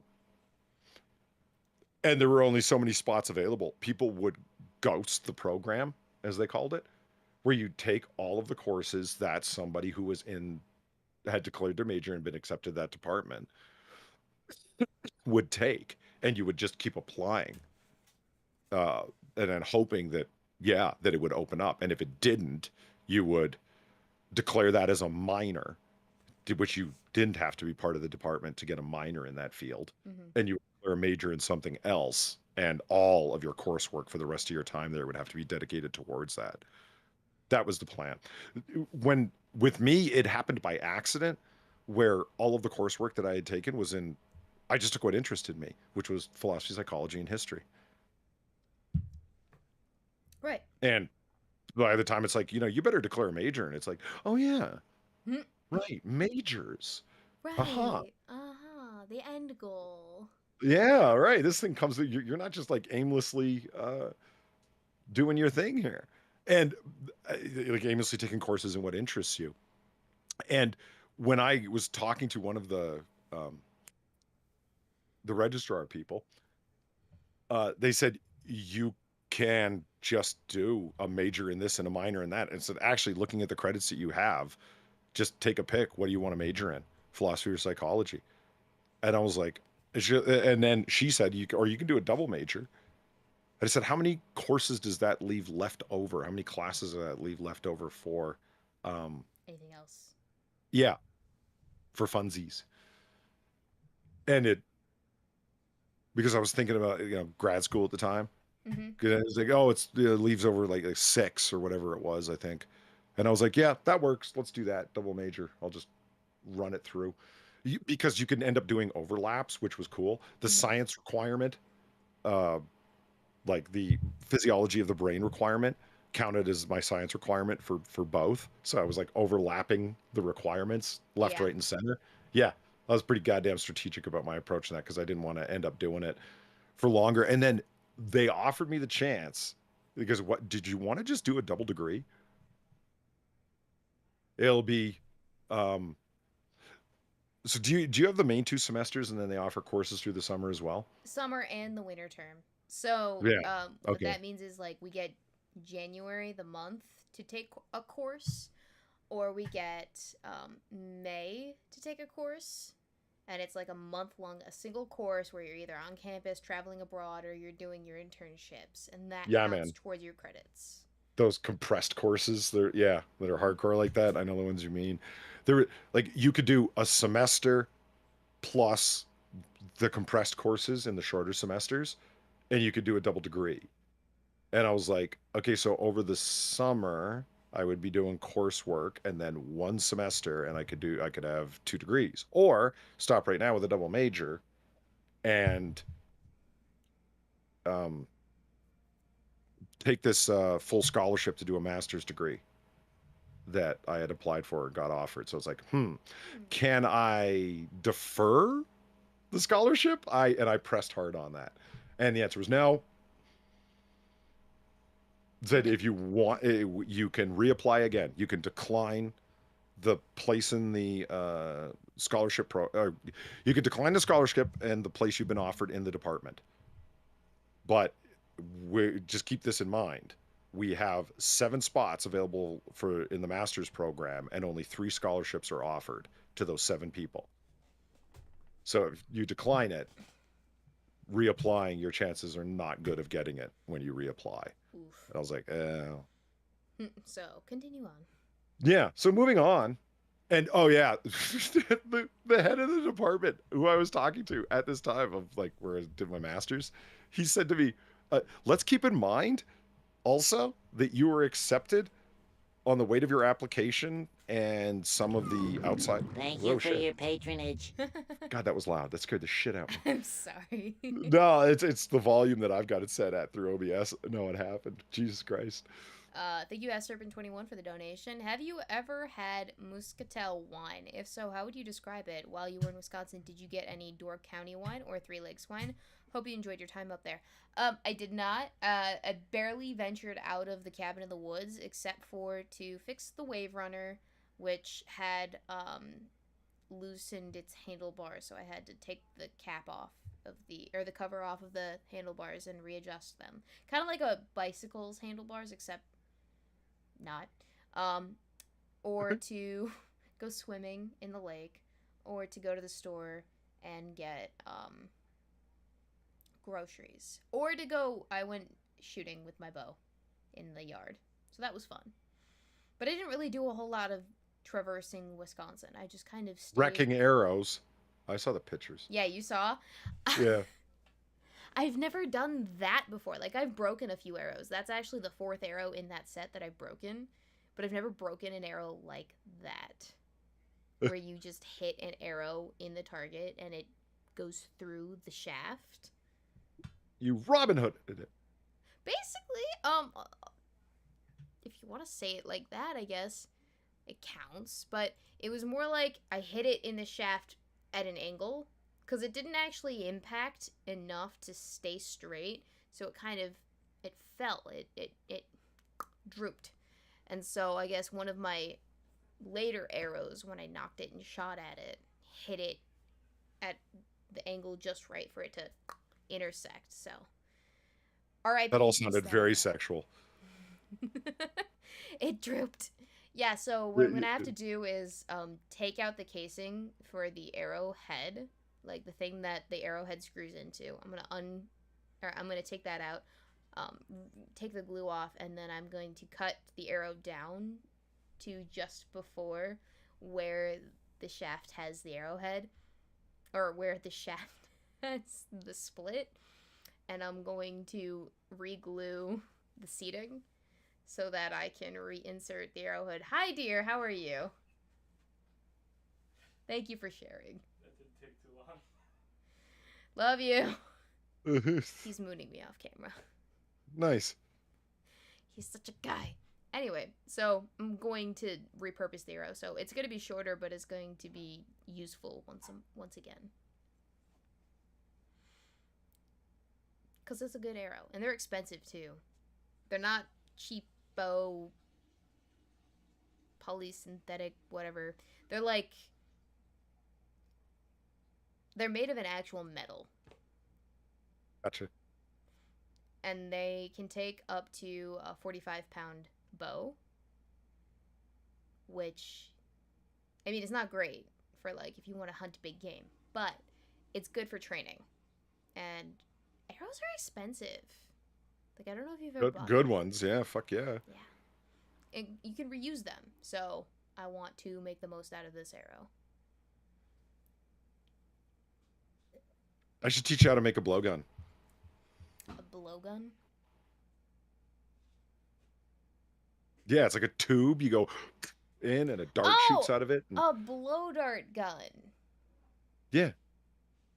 You should have said that instead of blow. Who says blow dart gun? It's just a blow gun.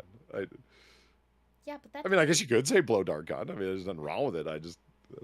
That doesn't immediately bring to mind that that's what that is. What came to your mind when I said blowgun? I'm curious. Was it like a gun that shoots bubbles like kids have? Was that what came to mind? It was like a bubble thing, but like you have to blow on the gun to release the bubbles. You know how like you have the bubble wands, you have to blow on them to release the bubbles. It's just like one of those kid bubble blowing guns. And I don't know. Yeah, or maybe like you pull the trigger and the bubbles come out of it. Something like that. They're actually, I don't know their legality in Illinois, but they're legal where I live, and it's the ones you would buy like online or at like a local fair or whatever are just not worth it. You could get ones you can make one that is far more powerful on your own, but through a trip to a hardware store. Yeah, absolutely. And you'd be surprised when the best back target to shoot them into is a piece of wood, and you'll need a pair of pliers to pull them out. You won't be able to pull them out with your hand. Good night, babe. Are you getting consistently mooned over there? That was a different type of display. He's moved on to helicoptering. Yeah. How did you know? It's because I'm a guy.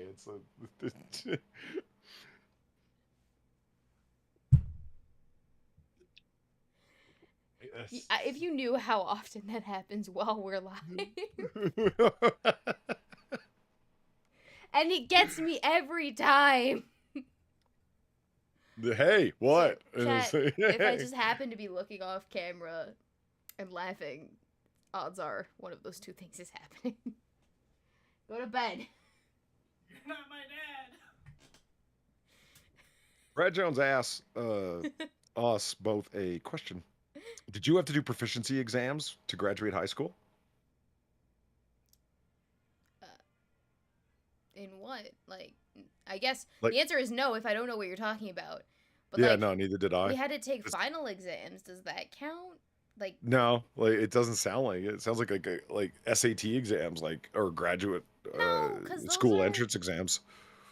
SATs are like they're standardized tests meant to assess your place in the hierarchy of student tree throughout the land. It's not like a genuine proficiency exam in the way that I would think of. Stop pawing at the mail. No, it isn't either. Like the idea of I had to do them for my doctoral program. Comprehensive exams, they're called. They're brutal. Yeah. Yeah. I can imagine. Kind of like the LSAT, maybe, or like the bar exam. Like, here, how much have you learned? Yeah, no, and then there's an oral exam as well. Gross. But that was still not as brutal as my thesis defense. My oral thesis defense for my master's. Jesus Christ, that was 2 hours of hell. Gross. So is that just you standing in a room surrounded by a whole bunch of academics sitting, sitting in the middle of a bunch of academics, and they're like interrogating you about your thesis.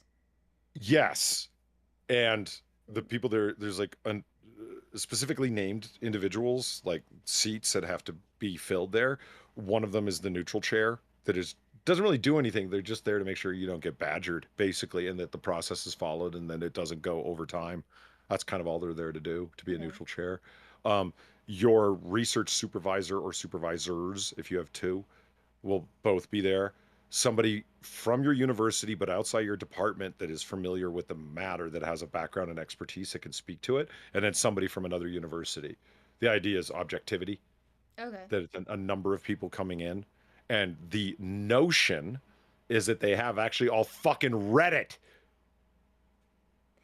That was the most chances are that they read it, though, are slim, right?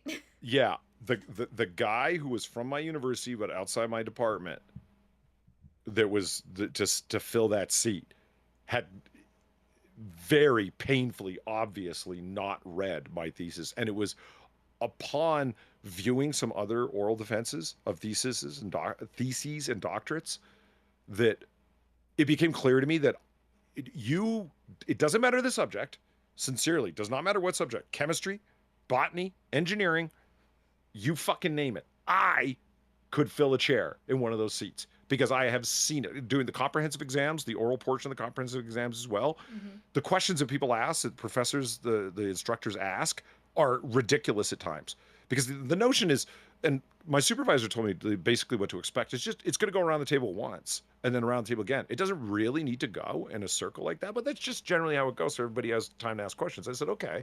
He goes, you're going to get some crosstalk, et cetera, et cetera. You know, he's just kind of telling you what to expect. He goes, and one of the things he said, though, was whatever you do, do not argue with anybody.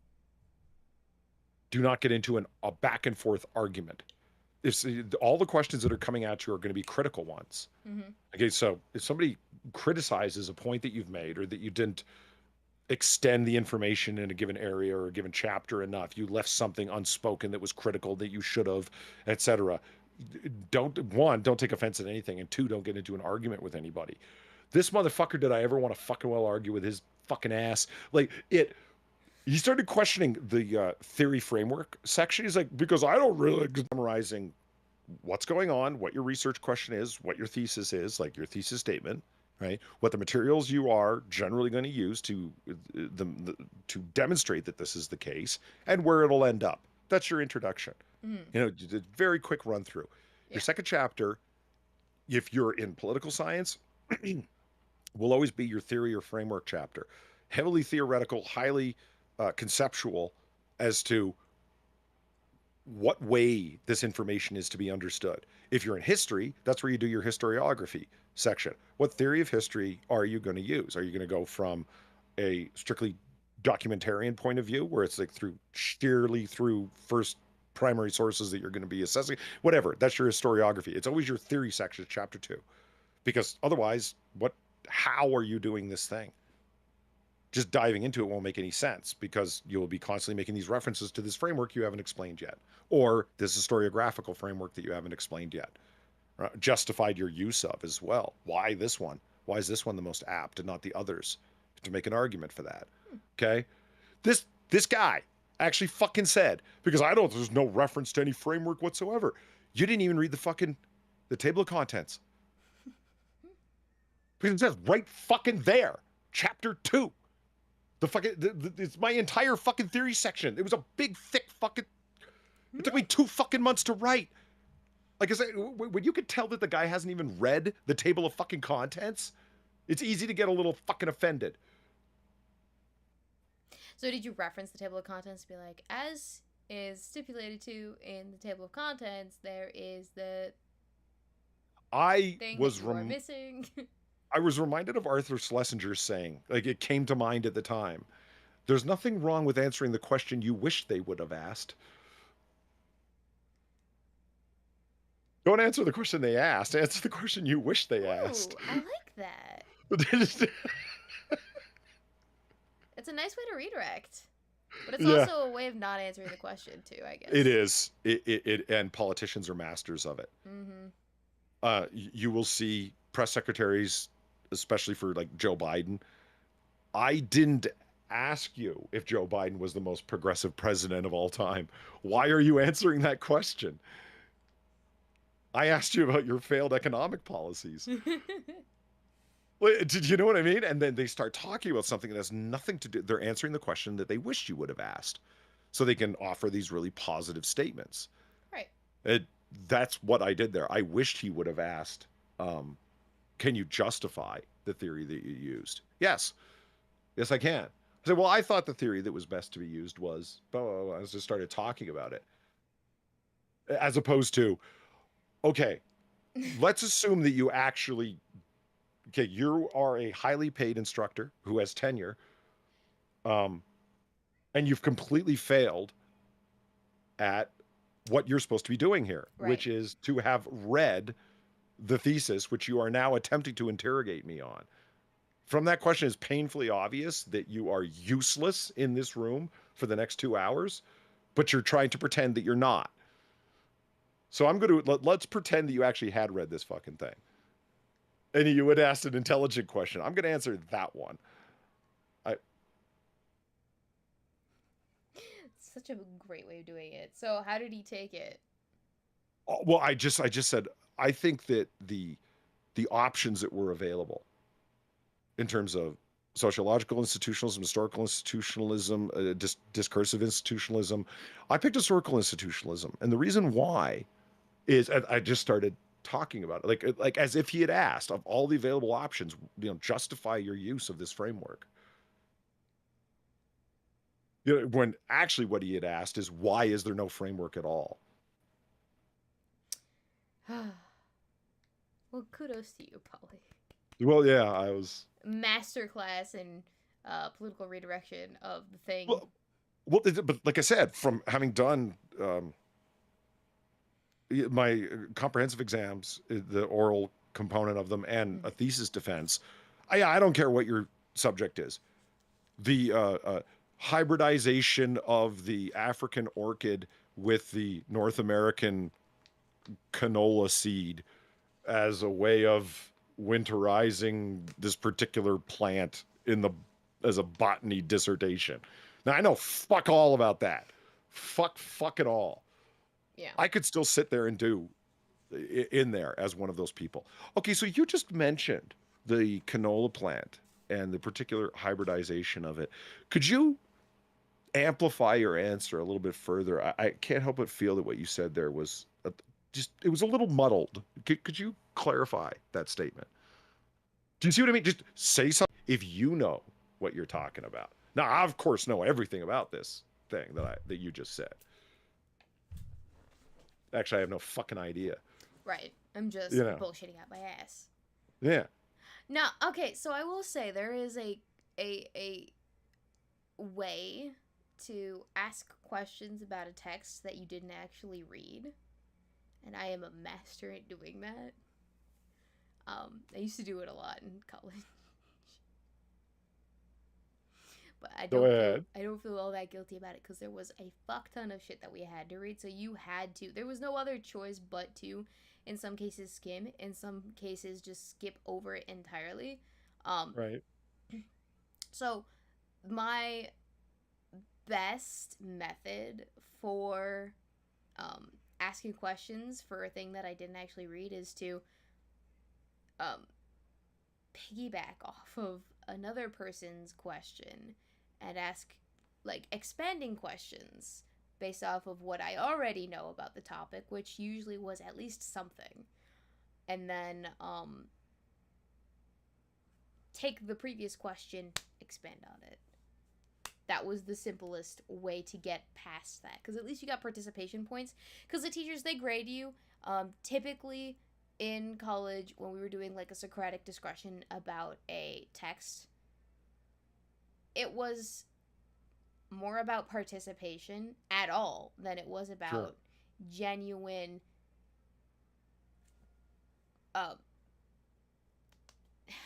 what's the word? Addition to the actual conversation. Like, was your inclusion here worthwhile? Because they just wanted kids at that age, at the undergraduate level, they just wanted people to participate in the discussion. They didn't care if it was meaningful at all. They just wanted interaction, a way to justify their own existence as a thing. Because the more people that are interested in it obviously means they can justify it better to the academic pool of money. Yes. So Weebo's a bullshitter too. Well, yeah. Yeah, I was. If you think that I was the perfect little do-goody schoolgirl throughout college and high school, you are dead wrong, sir. I don't think anybody assumed that. Oh, God, no. No. I had my methods. I prioritized what I needed to prioritize. The rest was just kind of... Thank you for your patronage. Cannon fodder. Because, like, why... I did not feel the need, personally, to apply myself in those extraneous classes that were just kind of, like, there to say, hey, we as a university are doing something for the political climate that involves diversity and power and privilege understanding for our students. Like, why, as someone who doesn't care about that class specifically? It's not a part of my major. It's just the gen ed. It's part of my graduation requirement. I just want to get a decent grade so it doesn't take my GPA. Why do I have to care enough about this thing to put in the effort that you want me to, necessarily? Does that make sense? Yes. Yeah, that's... Yeah. Thank you the next 6 minutes for the donation. I read the stream title wrong and got the impression that Weebo had taken to getting toasty and throwing around the sports ball for wins and whatnot. Imagine my relief when I reread that title. Now the image in my head is an untoasty sports ball Weebo. Wait, what did I say? Sports ball was better with Cannibals. That's right, it was. Did I spell Cannibals right, though? Read it wrong with cannabis. Get it? Toasty. Oh. I see. Very good. Welcome to the stream. The next 6 minutes, unfortunately, I don't think we're going to be here for that much longer. It is pumpkin hour, and I do have to go back to work tomorrow for 2 days. Tragic. So let's make it another 8 minutes and then hop off. All right. That sound like a good plan? Fuck them books. Right? I don't think anyone's not bullshitted a class in their life before, though, right, Polly? Like, you've probably bullshitted a class. Never. You had to take, but you like didn't care about. Was that a sarcastic never? Yes. That's what I thought. Bubble. We love it. That one will never get old. Next 6 minutes. Thank you for the $2.42. Bro hugs, Polly. Thank you very much, Six. Yeah, unfortunately, yeah, we won't be around that much longer, but glad to have you here. Always happy to see you.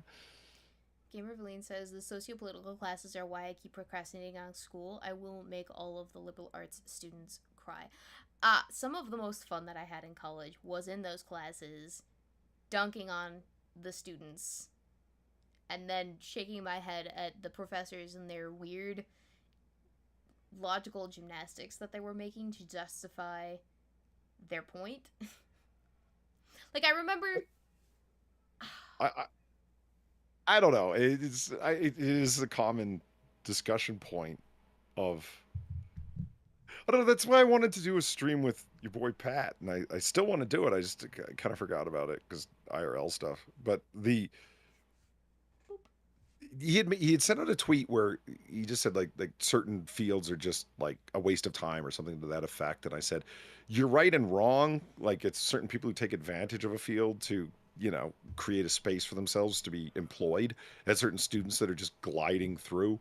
And then in other ways, it's not that way at all. And that's totally not true. Like, sociology at one time was an extremely useful field, a break off from social psychology. And there was a lot of value in it.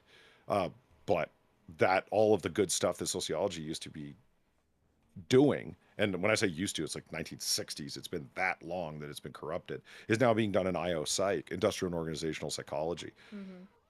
that so I mean I still want to do that stream because when I'd love to go to the socio-political classes just to dunk on students. Yeah, there's a lot of fucking smart ass social justice types there, and there's also a lot of people that seem that they know every bit of human history and have all it entirely contained within their skull. Like there's mind-blowingly smart people at colleges and universities where you can't help but feel stupid just having a conversation with them, and they write papers off the top of their head and get A's. It's fucking amazing.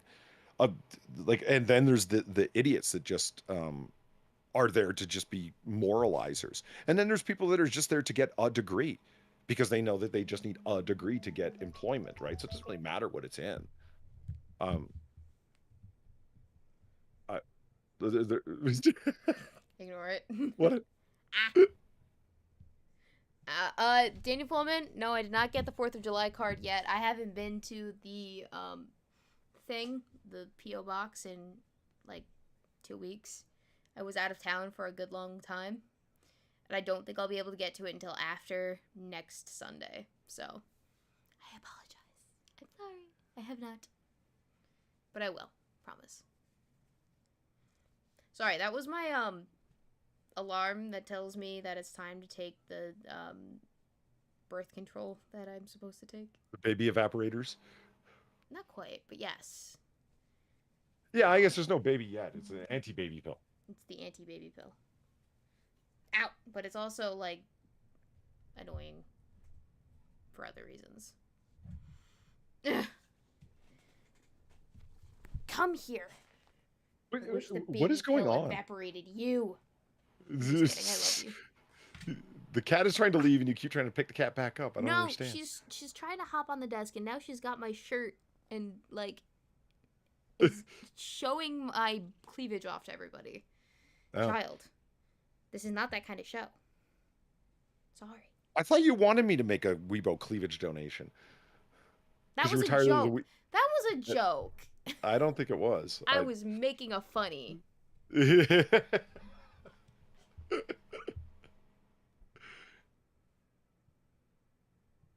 Ow! Ow! Oh, fuck! Now she's playing with my headphone string, and she's got, like, full arm claws, so that's not Are there cat claw dullers? Yeah, you just take nail clippers and go. Doesn't that drive a cat crazy? A cat would sit still and let you clip their nails? No, claws? they don't. I can't imagine. So yeah, I can't imagine like, that. I have to manhandle her like this and go, okay, now I'm gonna just clip this, and do you see the struggle? Yeah. Yeah, like cats don't like it when you touch their paws, from my experience. They really don't. Fans. She really does not. And get your butt out of Polly's face. He doesn't appreciate it. Sheer hundreds of videos of people bathing their cat, and the cat just like losing it. Yep. Yeah, we really don't. We had to give Cole a bath on occasion when he was still alive, but that was because he'd gotten into it with a skunk, so he needed one bad. Did you just sit there and yowl the whole time? Not really. He didn't enjoy it, but he didn't really struggle. I think he realized that it had to be done, and then afterward, he'd just kind of cuddle inside of the pillow, or not the pillow, but the towel that we wrapped him in, and I'd hold him like a little baby in a burrito. He was remarkably chill with that. Her, I don't think that she would tolerate it. Not for a second. She can't even sit still when you pet her, and that's like something she wants. She's way too. She's got like kitty ADHD or something. I mean, cats are weird that way. They will touch you with their paws constantly, claw you, pat you, touch you to get your attention, etc. But if you touch their paws, like, hey, fuck you. It's, really? Right. The double you standards hypocrite. Exist. I don't you appreciate brittle-boned fuck. You brittle-boned fuck. She's not that brittle-boned. But yeah, this is what I get for all of my attention. Thanks, dear. Doesn't clipping a cat's claws leave them sharp? Not necessarily.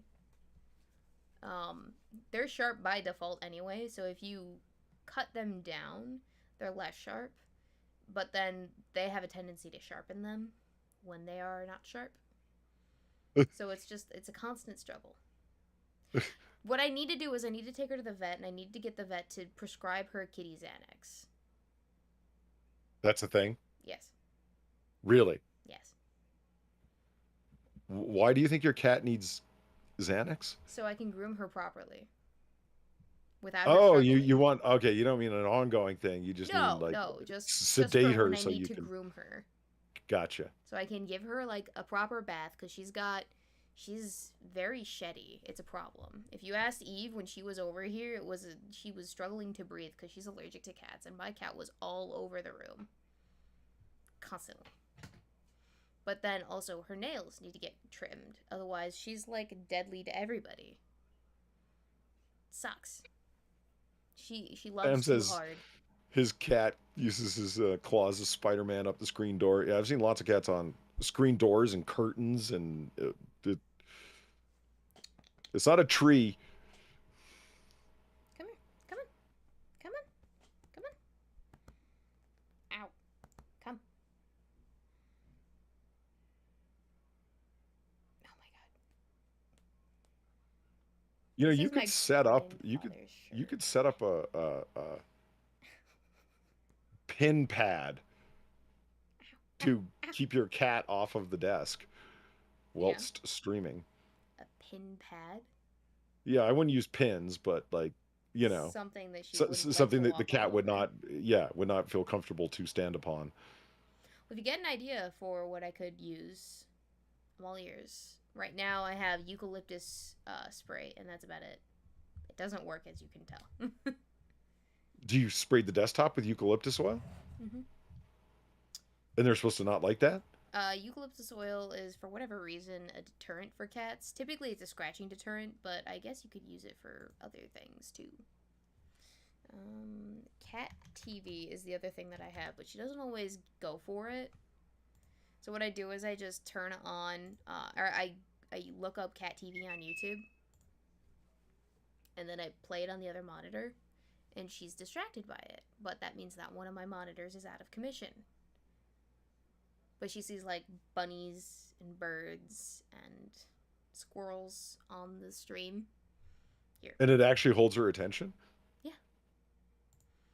Huh. Here, let me show you. Well, you can't actually see her paying attention to it. But this No, is I get what I've been that. putting on.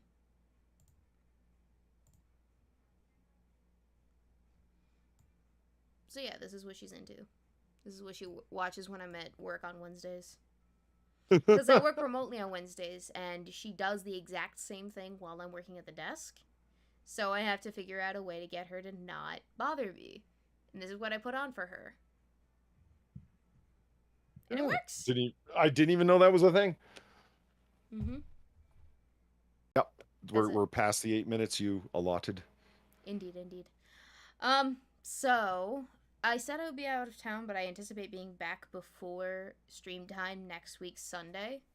So until you hear otherwise from me, Polly, same time, same place next week? Sure. Okay, cool. In the meantime, ladies and gentlemen, boys and girls, lizard people of all ages, Polly, do you have anything that you want to chill before we hop off? Just AAA all this week. Monday, Wednesday, Friday. Monday, tomorrow on Drunkle's channel. Wednesday, the best show of the week on my channel. And then I guess Sinatra does one on Friday or something. I don't know. Yeah, 5:30 p.m. 5:30 a.m. on Christmas Island. Most excellent, most excellent. Okay, and I don't have anything coming out this week because I've been out of town, and I will be out of town, so not a whole lot of time to get anything done. Maybe if I have like a spare 5 minutes, I'll film a rant and that'll be it. But in the meantime, enjoy Polly's content, because he's been putting out more content than me. Not edited content. No, but content nonetheless. Well, anyone is welcome to go watch. You know, it's still pulling in views. Is 6 hours of a screen so dark red you'd think it's black. Are you serious? Yes. No. Yeah. I was hoping it was going to take off and go viral, get like over 1 million views. How many views does it have? No. I haven't looked in a while, but it's still there. I'm going to look right now because I'm curious. How far away was this? How long ago was this, Polly? Oh shit! Oh my For gosh. Christmas, I think. It was 9 months ago, and it is 9 months. 641 views. Yeah, 641 people watched 6 hours of a screen so dark red you'd think it's black. Expecting meaningful content, were we? Chat. 23 hours ago, a day ago, a day ago, another day ago, a day ago. What is with all of these day ago views? Or comments? What is this? This isn't... It is! These aren't... What's Polydub, the the problem? pyramids are silent, dude. Also, the audio source was found and Sam was right. This doesn't seem Oh, like the comments that's for a this. comment. You're just looking at comments from my channel in general. That was a comment from regarding Noir Bar. But these are comments on the video. The one, the one, the only 6 hours of a screen so dark. What?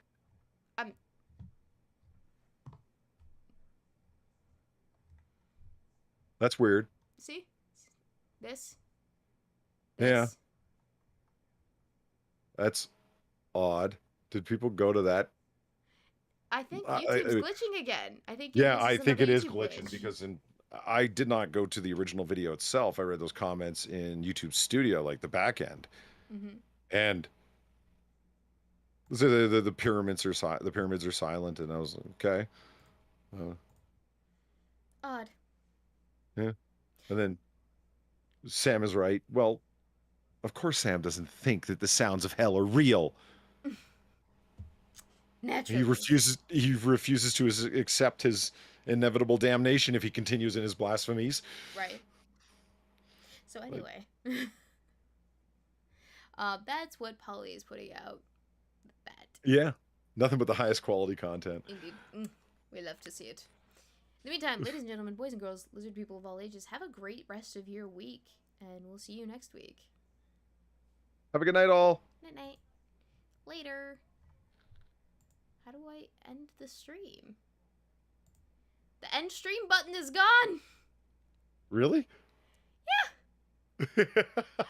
Fucking YouTube is screwed right now. What the fuck is what is happening? I've not had a great day on YouTube. What the fuck? Alright, bye! I found it. Laters. I just had to refresh. It's fine. Oh my god.